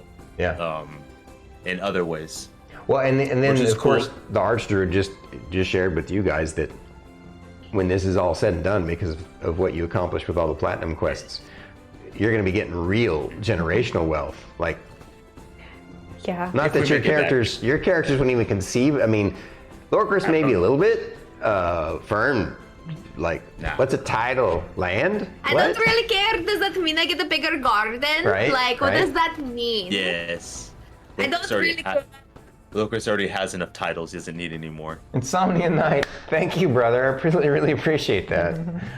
Coming from you, that means a lot because you are also an Ditto. amazing entertainer and storyteller. Oh my God. Yeah. And our roleplay is lots of fun. We love it.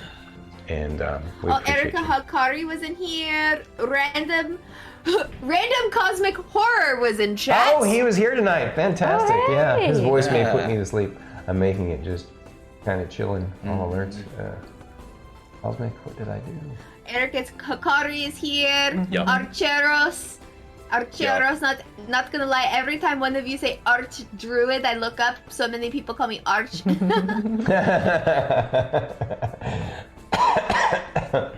Yeah. Very cool. StormyD, I'm all improv, so it's whack sometimes. Literally, I've said this before and I'll continue to say it. I don't know what's gonna come out of my mouth most of the time. So you're welcome. You guys also get to witness some of the weirdest shit that happens in my brain. It comes out of my mouth during D&D because Fern does not care. That's We love it. That's the extrovert in you, and playing with Yeah. two introverts, you'll see myself and Fate think before we speak. And then there's me, where I'm like, you know what? You might be the most powerful guy in the whole entire world, but I don't really care. And I think that you should give me a bigger garden. Yep. I will also say Lorkris' size are not just Lorkris' size, but Fate's size. All the same. There is no change. Yes. But this is good. It is fun. Oh, what a good like I know kind of how we mentioned we'd rather have more of the recap at the beginning than kind of in the middle. However, it was nice to kind of remember like the big chunks, you know, and leading into what we're about to, like, okay, well we've done this, we've done that. Oh hey, now what needs to happen? It's a good setup for next episode. Gonna go striding through the forest. And you guys are, but before that, you get to have some conversations with this representative of the Twilight Imperium and Goo. Yeah. More of this Twilight Imperium. Not gonna lie. I was kind of expecting him to go. Goo is not available right now, but if you leave your name, your number, and your message, he'll get back to you as soon as possible. I kind of sort of did. Just not. Yeah. Yeah, but Yeah. It's like, we're gonna put you on hold. Give us a moment until next week. Yeah. Yeah, hold music is So I playing can right write this now. up.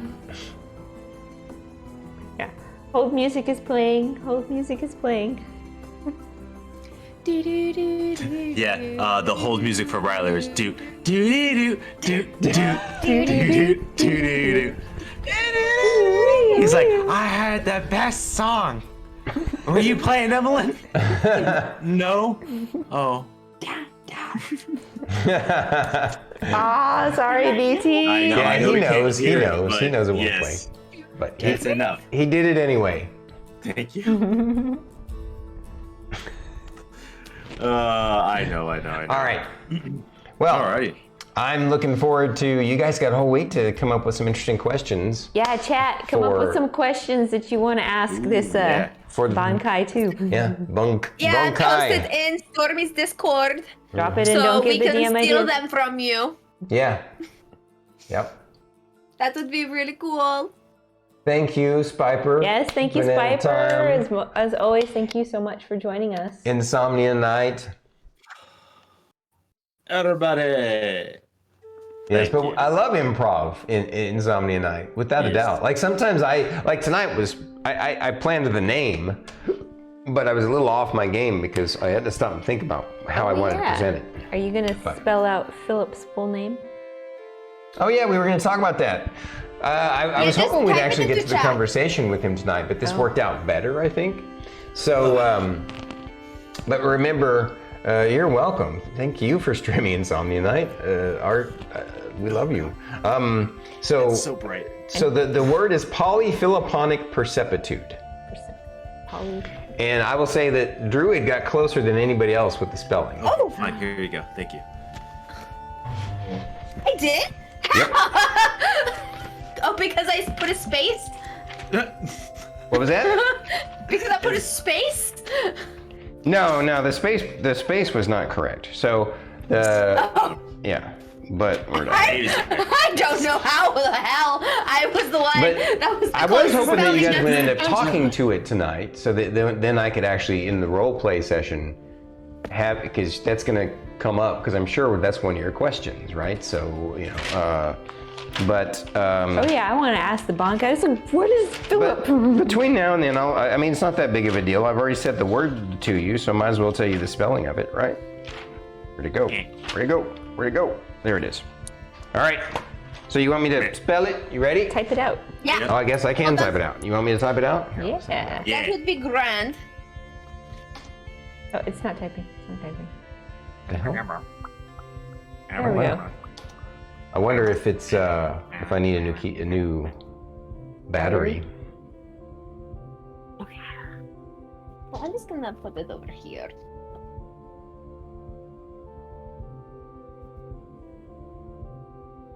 I need a different pen. I want a different pen.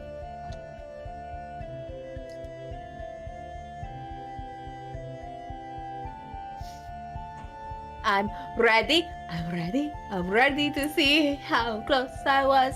Thank you so much. Insomnia. Wait. Do you see I two love L's there or Insomnia. one L? There's two. Okay, that's not right. What's going on with you? I don't know. There's an Where'd I you get and the second oh one no, it's from? one L. Sorry. And it is one L? Yeah. Okay, good. All right, you guys ready? Here we go. Yeah. That's the word. Insomnia Night, you just existed. Yeah. Yep. That's And what we you did and in a we good way. we love you for it. We appreciate you. You make the world a better place, Insomnia Night. And for those, Druid loves those your of you emotes, in, that's in what she was chat going that are with. wondering, that is Philip. Yeah. Philip's Yeah. full name. What did you say, Fate? Oh, I was also saying that Druid also really loves your emotes. Oh, she's not the only one. He does have I mean, some of the best I- freaking emotes. I vaguely remember this one mentioning the desire for a Cthulhu themed bathroom.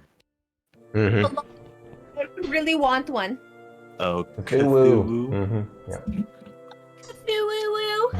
Speaking of Cthulhu, we were out last weekend at a food place, and somebody was wearing a Cthulhu shirt, and at the bottom of it, it said, "No lives matter."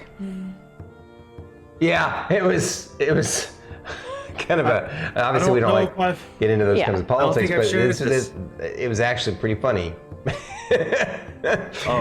For Insomnia Night, this was gifted to me by actually one of my coworkers. It's a little tiny Cthulhu. It says caffeine before chaos. That's funny. That is so cute. Yeah. It's the same place Chubblegum where we've got a couple of the other stuff. Yeah. I have it on my phone. So so what'd you think? See, you compare that to yours? Very close. See how close you were?